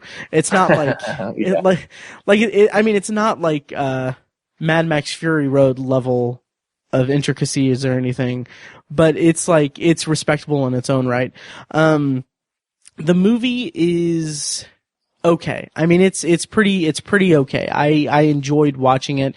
Some of the stuff that really kind of hit me is that, like, this character, Earl Stone, like, his big arc through the movie is that he is this elderly man who has been estranged from his family, or ostracized from his family is probably a better way to say it. And he's just kind of constantly thinking about how he messed up and how he lost his chance to, you know, have his family. And it's a kind of down on his luck guy that's turning to this drug mule thing to have a better life for himself and for his family that doesn't give him the time of day. And like that kind of aspect of it was really pretty heartfelt and pretty interesting to me. Some of the stuff with like the cartel and him getting kind of deeper in with the cartel, it was okay. It could have been more compelling and more tense. It could have been more tense. Like, and the stuff with Bradley Cooper and Michael Pena as DEA agents who are kind of like tracking what's going on, that's kind of independent from the other storylines in the movie, and they're fine. Like it's a fine storyline, and when kind of stuff kind of comes to a head, you feel that tension, but it's not as quite as tense as it could be. Also, like, I'm not going to spoil it, but like toward the end, like there's some things happen that it feels like, I don't know if maybe I really don't know if I missed something, but it feels like there's at least like one scene missing. Like, because it's kind of confusing. It's like at one point we're seeing one thing, and then the next point we're seeing the same thing, but in a different, well, not same thing, but like we're seeing something different, or the outcome of something, and then it's not called attention to until the end of the movie. It's weird. I can't really say it without spoiling it, but it was just the editing was kind of off for me. But overall it was a pretty solid movie. It's not, you know, I never saw 1517 to Paris, the other movie he had this year, cause it looked god awful. Did you see that? See what? 1517 to Paris. No. Okay, yeah, me neither. But it looked pretty god awful. But it's fine. Not gonna make my top 10, but it's worth mentioning. And then the last thing I'm gonna bring up is, Mike, since you mentioned you doing like Mike's movie night kind of thing. I've been doing this thing for a while, like this year, where I call it Netflix Roulette. I think I've mentioned it on the podcast before, but basically what I do is if I'm indecisive about something I want to watch, I have a lot of time on my hands and I want to watch something, I don't want to spend half an hour or 45 minutes picking something to watch, I'll just go to Netflix, go to movies, go to my list, and on the PS4 I just hit L or R2, and it's kind of cycles through the list, and then I wait a few seconds, stop it, and then I play whatever movie it lands on. And that's a dangerous game. I know. It's fun. It's kind of cool because it's like there's a lot of stuff on my list that I put on there and I was excited to see, and then, it's like I just forget about them. And so like I did that, and I have a list on Letterboxd to track the ones that I watch for Netflix Roulette. But the most recent one that I watched was Cheap Thrills. Have you seen this with Dave Koechner and Ethan Embry and the guy in Ty West's movies, Pat Healy? Oh no, but gosh, that sounds familiar. Yeah, it's about a kind of down on his luck guy who meets an old friend at a bar, and then they get drinks, and then this rich guy played by Dave Koechner kind of ropes them into a night of dares for money. Like it escalates. It's a really, I think you would dig it a lot. It escalates quite a bit. It's like it starts out with simple things like, go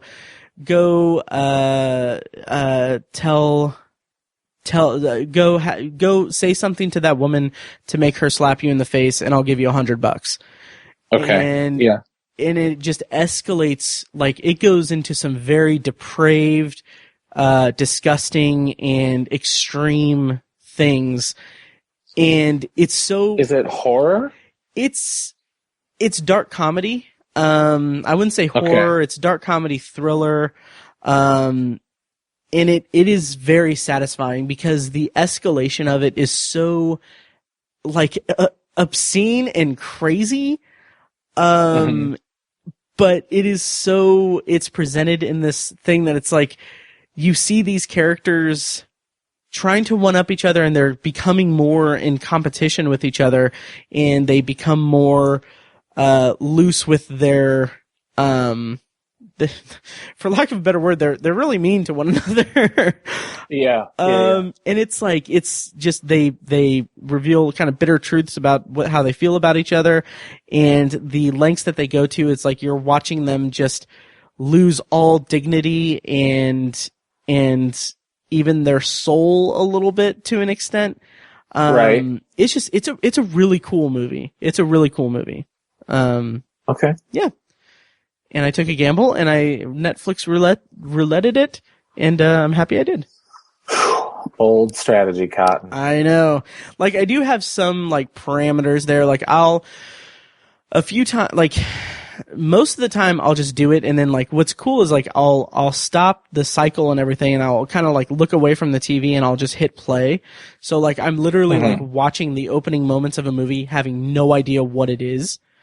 And like, oh shit, that's awesome. That's a really cool experience because like I'm sitting there, I'm like, I don't know what this is. And I like in my head, I'm like trying to figure out like what it is. And then sometimes, movies start in a very, crazy way. So, yeah, but lately what I've been doing is I've been kind of like checking to make sure it's like a movie I really want to see at that time. But that's not the game, man. I know. That's what I did with Cheap Thrills. And then another thing is like, I want to keep it at like an hour and a half long most of the time. So I kind of check that is the other challenge these days. Yes. But yeah, so I have a list on Letterboxd of the movies I did that with. Yeah, and I think that'll just about do it for this episode, right? I think we got ourselves a podcast. Sweet. Well, as I said, we're going to have a spoiler review of Mandy. I'm probably going to go ahead and put that after the pre-recorded outro, which by the way, thank you so much, Mike, for taking time to record that and everything. It's fantastic. Oh, sure, man. No problem. Yeah. And, so that'll be after the pre-recorded outro, and then you'll hear our bonus review of Mandy. And, real quick before we go, plug all your stuff and As Good as It Gets and everything. Oh gosh. Okay, cool. Yeah. So, on Twitter, I am Mike White. If you do Instagram, you can follow me, at, I guess it wouldn't be at, but, AGIGVOX. So that's As Good As It Gets Vox, AGIG Vox. That's my As Good As It Gets Instagram handle. Speaking of As Good As It Gets, that is my band. We do like piano, acoustic pop rock, I guess you'd call it. And we are on bandcamp.com. You can download a couple of our EPs and our latest album, Pastiche, which came out over the summer, which is on Google Play. It is on Amazon. It is on iTunes. It is on Spotify. Basically, anything you listen to or stream or download music, you can find our album, Pastiche, by As Good As It Gets. The other thing, and I'll drop this on here, you'll probably put this episode out after it happened, but this week we are putting out our first ever Christmas song. Oh, that's awesome. So, yeah, we recorded a Christmas song.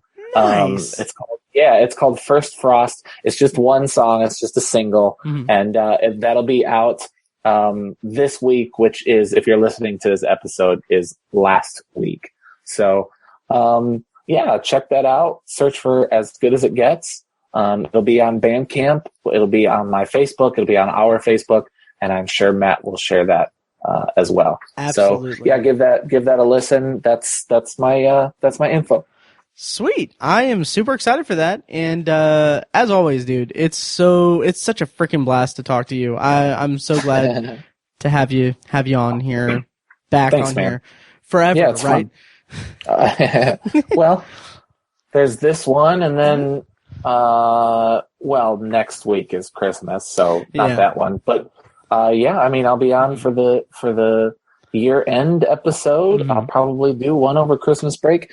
We've been talking, so listeners, Matt and I have been talking, and I want to be on a little more regularly. So we're going to shoot for once every 3 or 4 episodes is kind of my goal, once a month or so.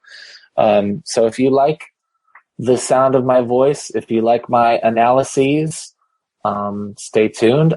I think we're at our best when we got the 3 of us in here, the classic lineup.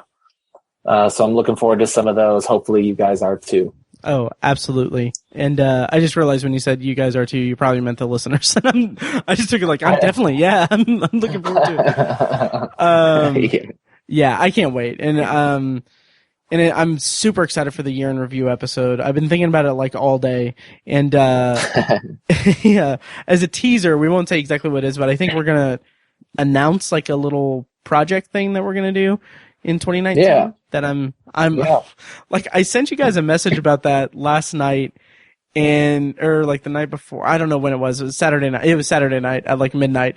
And I was like checking my messenger. I was like, are they going to respond? Like, are we going to do this? Cause it sounds like I was really excited about it, but I'm glad that we're going to attempt it. But yeah. So anyway, you have kids and responsibilities, and I don't take up too much of your time, but thank you so much for, hanging out. And of course, super excited super excited. Hey, I want to do that. I want to do that thing again where we, where we do a hashtag for if you're still listening at this point, 2 hours in. Maybe not, because the Mandy stuff will be later. Right. And the Patreon is only for Patreon subscribers. Right. So what, this is an hour and 40 in or something like that? Yeah, just about. So if what's the word we used last time? Watermelon? Watermelon, but we'll have to use a different one. Okay.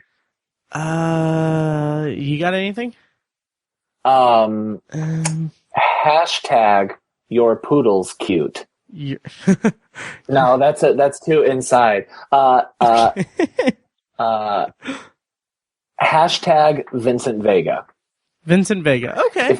If you're still listening at the 1 hour and 40, I don't know when this is because Matt's going to chop it up. Mm-hmm. But if you're listening to me right now, because I'm so interested in who listens to the end of episodes, if you're still listening because you love the sound of my voice, you like Miles Morales and you like Mandy, tweet at Obsessive Viewer or at I am Mike White or even at Obsessive Tiny. Yeah. If that's your main source. Hashtag Vincent Vega. Vincent Vega. I love the idea of Tiny just getting like random tweets like, what the fuck is going on? Vincent Vega. Yeah. I like Pulp Fiction too, I guess. Yeah, right. But yeah, cool. Well, this was fun. And, like I said, we're going to have a spoiler review of Mandy after the pre-recorded outro. So stick around for that. And, thank you once again to Robert in Utah for, his patronage and, for his suggesting that review. And once again, you can check out our Patreon exclusive content at patreon.com/obsessiveviewer. You can get access to a special RSS feed that is specifically for Patreon supporters, where we have like 15-minute episodes every time we release an episode, just a little bonus content here and there. You'll hear a teaser for that in the stinger of this episode. And, yeah, you can support us at the minimum rate of $1 per month, and you'll get access to all those goodies. So, yeah, having said that, Mike, anything else we got to cover, or are we good? That'll do it. Wrap it up, bruh. All righty. On it. All righty. Well, thank you guys so much for listening, and we'll see you next time. I think next week we're going to hopefully do maybe a review of Roma. Hopefully. Oh, no. Next week, me and Kirsten are going to talk about Bohemian Rhapsody and Welcome to Marwen. But then after that, I think we're going to do... Is this a Christmas episode? Is this like come out before Christmas? Merry Christmas to anybody who celebrates Christmas. Yeah, this is actually going to come out in a couple days. So this is a week before Christmas. And then the episode... Okay. Yeah, me and Kirsten's episode next week is going to come out on Christmas Day-ish. Okay, right on. Then happy non-denominational winter solstice to you. There you go. Sweet. All right. Well, thank you guys so much for listening, and we'll see you next time. See ya.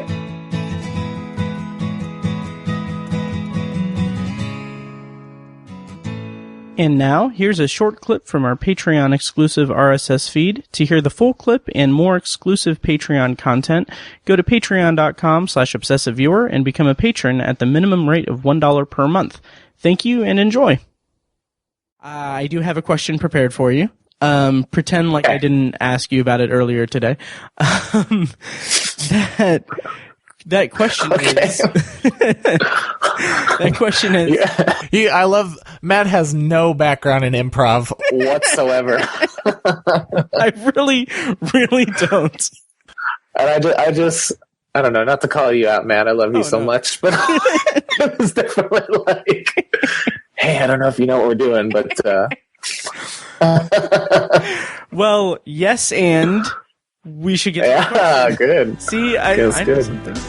The Obsessive Viewer podcast is edited and produced by Matt Hurt and presented by ObsessiveViewer.com. For a full archive of our episodes, go to ObsessiveViewer.com/OV archive.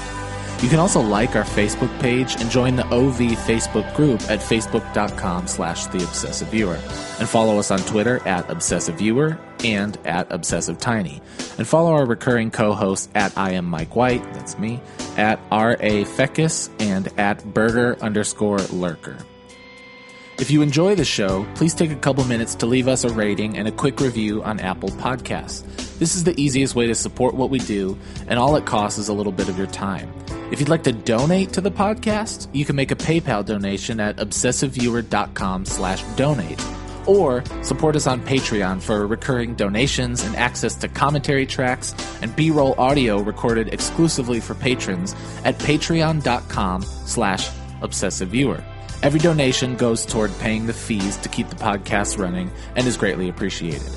For official Obsessive Viewer merch, including shirts, mugs, phone cases, and more, visit our TeePublic store. You can find a link to the store in the show notes of this episode and at obsessiveviewer.com/donate. Or you can simply search for Obsessive Viewer at teepublic.com, teepublic.com. For information about our annual live event showcasing short horror films from local filmmakers, check out shocktoberInIrvington.com. And for an archive of all our events, as well as news about potential future events, head over to obsessiveviewer.com/live. For more podcast content, you can find Anthology, Matt's solo podcast covering The Twilight Zone, and other classic and contemporary science fiction anthology TV shows at anthologypod.com and on Twitter at OVAnthologyPod. You can also find Tower Junkies, a podcast where Matt and Tiny share their love of all things Stephen King and his magnum opus, The Dark Tower series, at TowerJunkiesPod.com and at TowerJunkiesPod on Twitter. And finally, Check out The Secular Perspective, Tiny's side project podcast, which tackles current events and life's big questions from the perspective of secular hosts Chad and Amanda at thesecularperspective.com. The theme music for The Obsessive Viewer comes courtesy of the band Loud Like from their EP Mistakes We Must Make. Additional bumper music is provided courtesy of As Good As It Gets, which can be found at facebook.com/asgoodasitgetsband. Thank you so much for listening, and we'll see you next time. Kitty! All right, and here is our spoiler review of Mandy, as suggested from our Patreon subscriber, Robert in Utah. So enjoy, and thank you for listening. Before we go to Potpourri, though, I want us to set aside some time to talk about Mandy, the Nick Cage movie that came out this year. Do you want to do that? Yeah, is this still our Patreon request? Yes. Robert from Utah requested that we review Mandy. Hey, Robert from Utah, thank you. Thank you for sending out. Sorry, Matt, if you don't mind if I kind of do the thank you. Go right ahead. I'll let you explain. Robert from Utah, thank you for sending out your request on Patreon. That's so cool. I'm particularly honored because you requested that I be on here with Matt reviewing it. I did.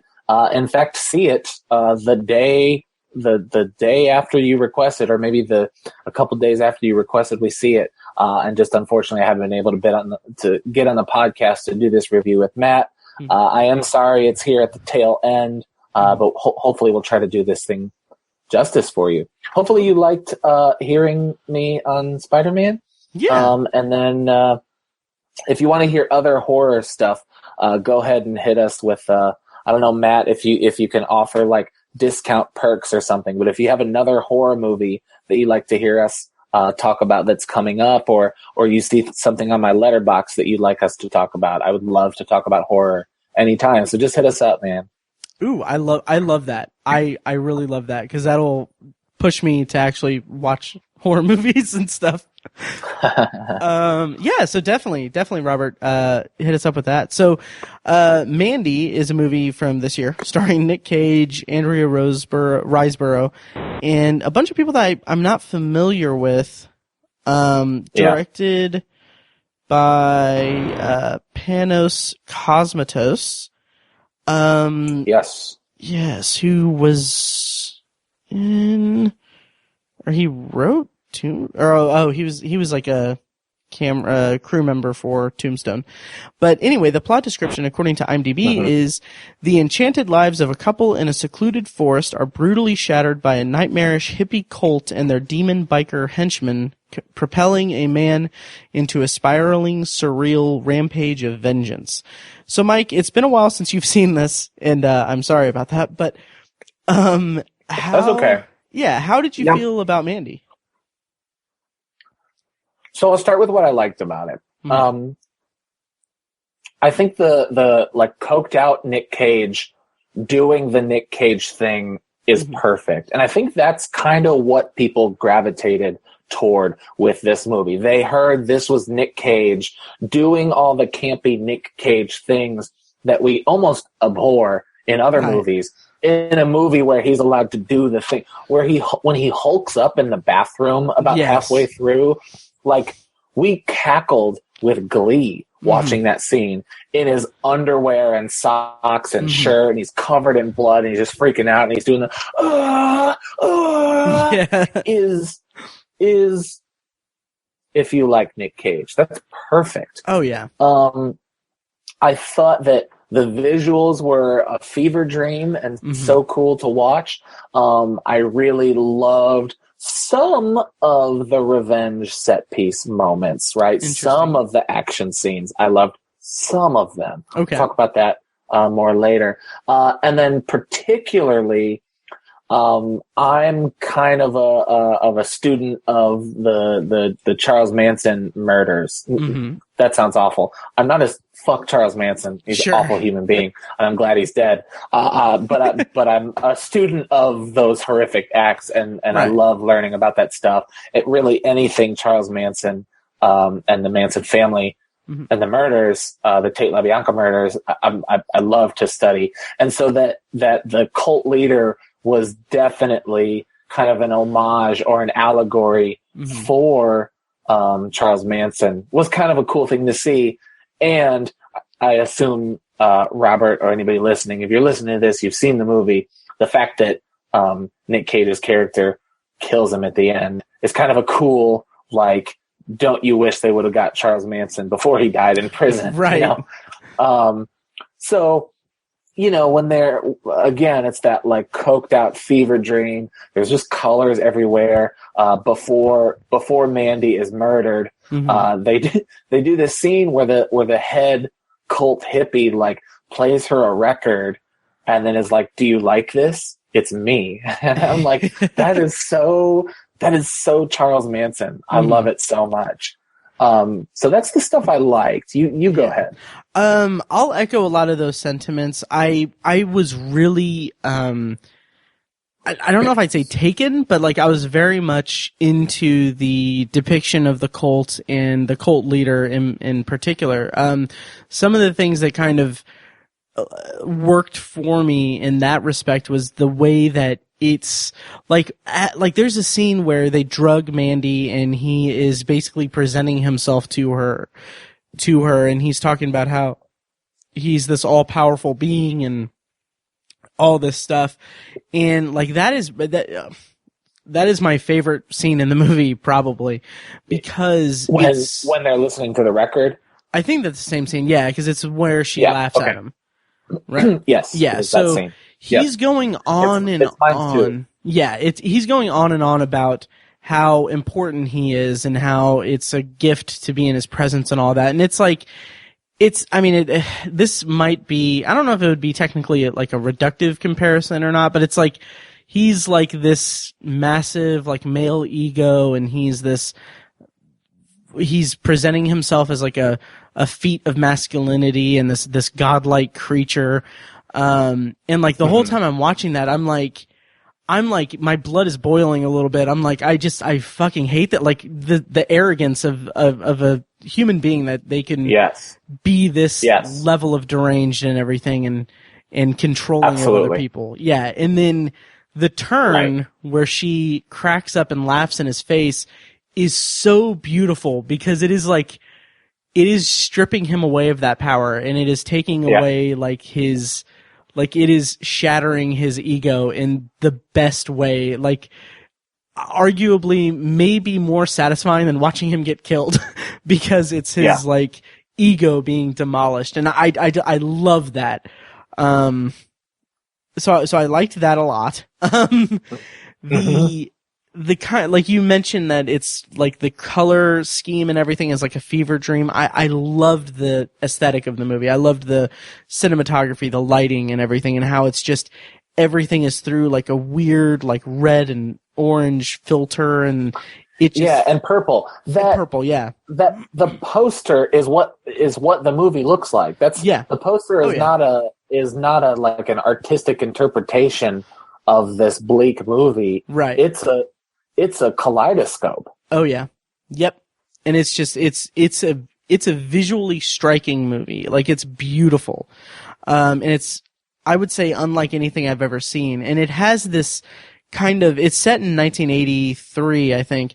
And like, the way the movie begins, it just shows Nick Cage and Mandy's like life together in a secluded like forest like place. And it's got this just quality to it that it feels like, it feels nostalgic for like 80s, like kind of like a grindhouse kind of movie.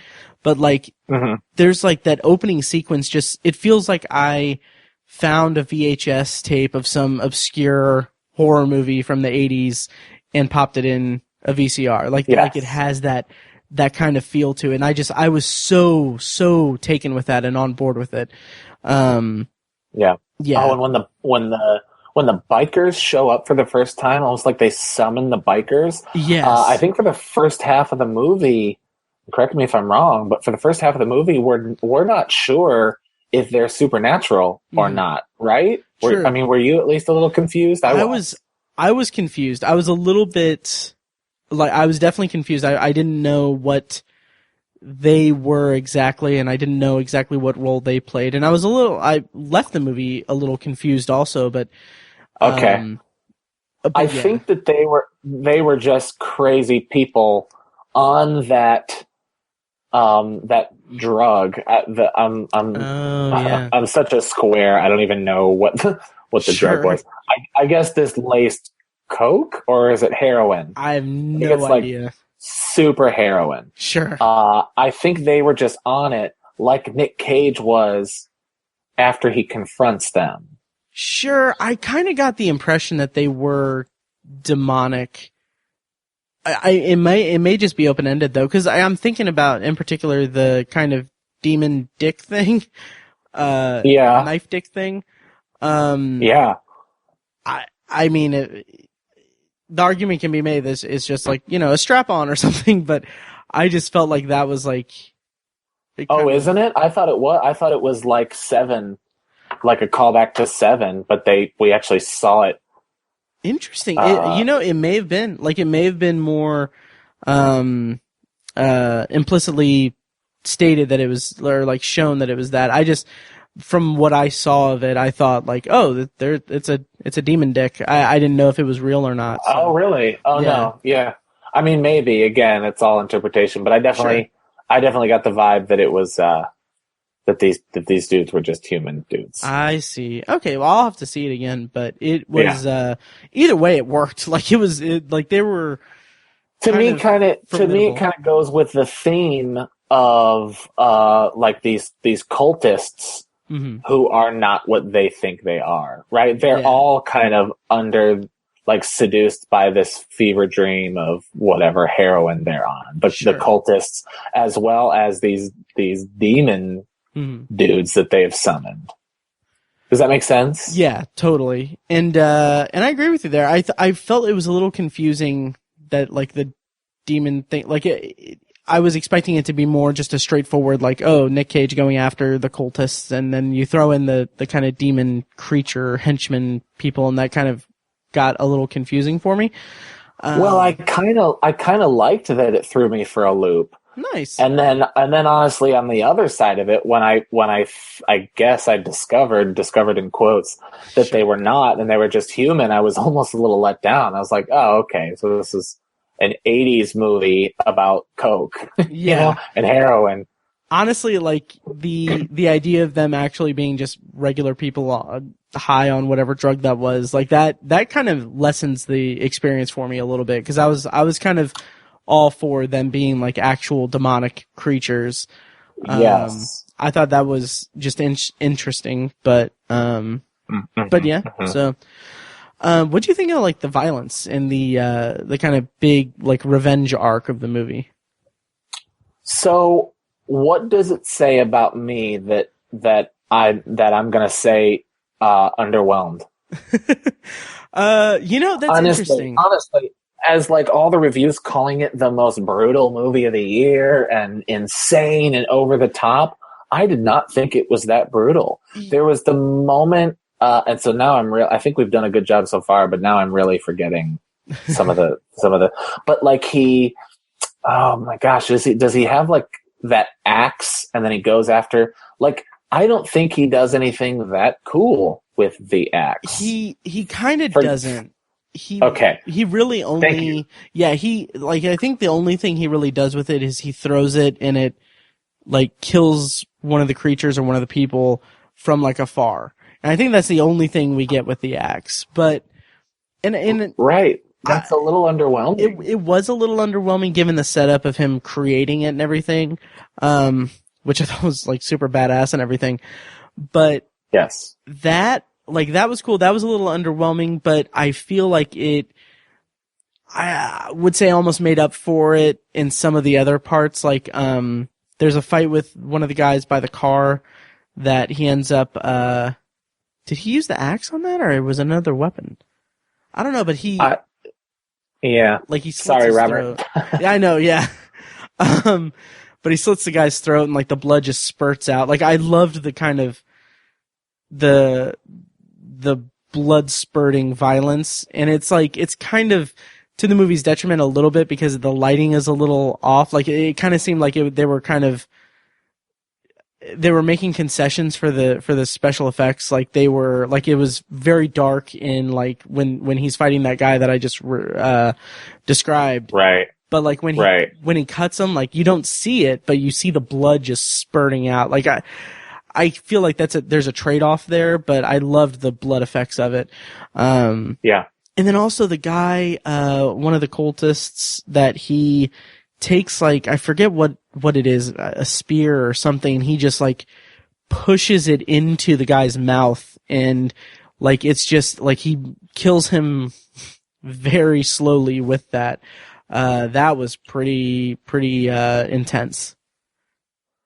Yeah, I guess I remember that. I don't know. Yeah.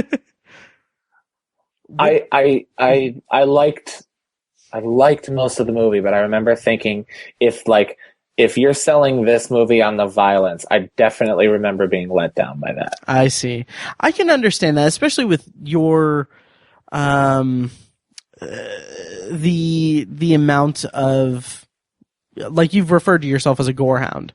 I can see that being like you have a higher tolerance for that kind of thing, or you have what's the word I'm looking for? Like tolerance is the word. I almost said expectation, but okay. I want to take that back and say tolerance. Sure. So yeah, so I think that from my perspective, like I don't seek out that kind of violence in movies. In general terms. So seeing it here was pretty effective for me. What did you think of the chainsaw fight? Cool, stylistic, but I don't like. I wanted them to be all grinded up and shit. Sure, you get some of that with the guy like on it, but again, it kind of seems to cut around it. Yes, exactly. Yeah, exactly. Like he falls on the chainsaw, and like the sound effects are there, and the actors like writhing on the chainsaw, and there's like blood packs flying out underneath them. But yeah, I can definitely see like it being more extreme, especially with the marketing and the way it was marketed. Yeah. But I dug it. I liked it quite a bit. And I think the best part of the movie, or the best thing about the movie, is that just the way it looked. Like that fever dream kind of dark and red kind of vibe that it gave off throughout the whole movie was what I was most taken with in the movie. Yeah. I will say I didn't love the movie. I kind of wanted to sing as many praises as I could, because I get that there's a style to it, and I get that there is a lot to like. I do think it is highly, dangerously overrated. I see. Interesting. So we watched it in October. We planned our Shocktober double feature. The guys all got together, and we had another good friend of mine, CJ. And so we had like 4 of us, maybe 5 of us watching the movie. And we all kind of like, we had a blast laughing at shit, calling stuff out, and just like letting the experience take hold of us. But I know for a fact I will A, never see the movie again. And B, if I had watched it alone, I would have checked my phone so many times that I don't know that I would have appreciated the movie at all. And you know what's interesting about that is that I think you could have cut 20 minutes from the movie. I could see that. I could definitely see that because it does wear just a little bit thin, kind of in the last act. But what's interesting is that I think one of the reasons why it worked fairly well for me is that, like you mentioned, that it is Nick Cage doing Nick Cage, and like he's embracing his Nick Caginess. But I feel like the movie is, it works well with his out there performance type, because it's so absent of dialogue. Like there's a couple scenes where he does his Nick Cage thing, like they set her on fire, and it's like he's just way over the top. But for the most part, he's just brooding, and he's internalizing all the pain and the anguish and the anger and everything and bloodlust. And it works because he's not having to do much, like, in terms of vocal work, I should say. Because there's a lot to his performance, just not vocally. And I think that's what kind of works and makes it not be an over-the-top mess like most of his later movies have been and everything. Because he's more, he's pulled back and restrained a little bit, and he's internalized a lot. Which I think is what works in the movie's favor quite a bit for me. But I guess for me, that's not enough.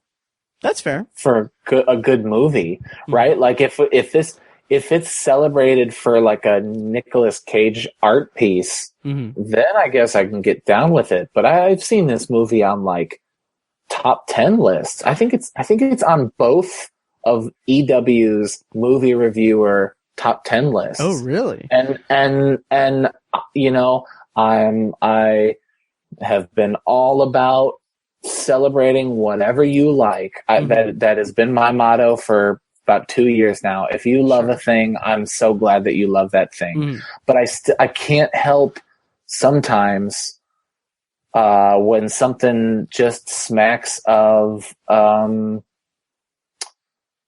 like, man, I lost the word, but like arbitrary praise for a movie that I think is, God damn it, what's the word I'm looking for? Pretentious. Sure. I don't think this movie is pretentious. I'm not saying Panos Cosmatos is pretentious. Right. I think he made a weird, druggy, coked out action revenge flick with Nick Cage. And he went low with this movie. Panos, like, you see a lot of movies where you say, oh, it knew exactly what it was, or it's trying to be pretentious. I think this movie was aiming low and trying to be out there and weird. But I think to call it a top 10 makes you pretentious. I can definitely follow your logic there. Like, I'm not going to put it on my top 10 list. I didn't like it that much, or I didn't like it enough to do that. Plus, I've seen just way too many movies this year to let it be on the top 10, or to have room on the top 10. But I definitely get what you're saying, that there seems to be a kind of, like, I've seen it on a couple top 10 lists as well. Particularly like one or two of RogerEbert.com's critics have it on their top 10 list.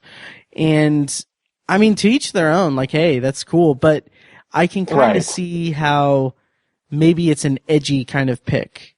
There you go. That's the word I'm looking for. Yeah, or like a pick to stand out amongst the cavalcade of top 10 lists that are flooding the internets. But yeah, it's just it's so, like, for a movie that knows what it is, right? Like we throw that around. I think our good friend Pat at the Nerds You're Looking For, I've heard him say that phrase a lot, right? It's a movie that knows what it is. Right. This movie knows what it is, and it knows that it's not a good movie. Does that make sense? Yeah. Right? Oh yeah. This movie knows that it's a kaleidoscope Coke revenge movie. It knows that, and it's stupid. And to call it one of the best is just, it feels desperate to me. Like desperate to seem cool. Like, Nick Cage is not a good actor. We decided that he wasn't. So what? We build an art piece around Nick Cage and then call that a good movie? I just don't believe you. Yeah, I can, it's funny. Like, I haven't actually, like, read any of the justifications for putting it on any top 10 list, but, like, if I were to put it, like, say that I saw 10 movies this year and Mandy was one of them, and I wanted to order them in order of, like, how much I enjoyed them. Right. I wouldn't consider, Mandy's placement in terms of like, oh, this is like the defining role of Nick Cage's career, or this is a great Nick Cage film. I would do it as like, Sure. This is a unique experience. This has very like vivid color schemes and action set pieces and violence and very surreal and like you said, fever dream kind of aspects to it. And Nick Cage doesn't get in the way. Like that's how I would rationalize that. So I wouldn't say it's like a late era like Nick Cage masterpiece or anything like that. But it was a good movie for what it was, and I enjoyed it. It sounds like I enjoyed it probably a little bit more than you did, but it's a good movie for what it was, which was a bad movie. Sure. It's a good bad movie. Sure. And I haven't seen this movie yet, but I've heard comparisons to Upgrade, and from everything that I've heard, Upgrade sounds like it's the superior movie. Oh my God. Yes. Upgrade is smart and fun. Upgrade is like a popcorn flick. Nice. It's I guess it's not the arty cool choice. Sure.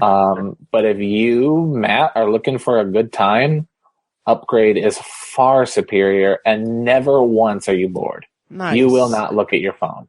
Nice. I'm really looking forward to watching that. I've got a couple of free passes for Redbox. I might pick up Upgrade and maybe something else and have like a little movie night by myself. But so that's Mandy. I don't know if we really have anything more to talk about. Robert, I hope that satisfies you. And I gotta say, I think we did. I thought this was going to be too brief, but I think this is what I would have said about Mandy had I recorded it the next day. So nice. Robert, go ahead and add us if you disagree. If you loved it, I want to know. Contrary to popular belief, I actually love to be proved wrong. Nice. I love different takes. So let us know what you think of it. And if we did not do a good job, tell us to come back and we'll try it again. Nice.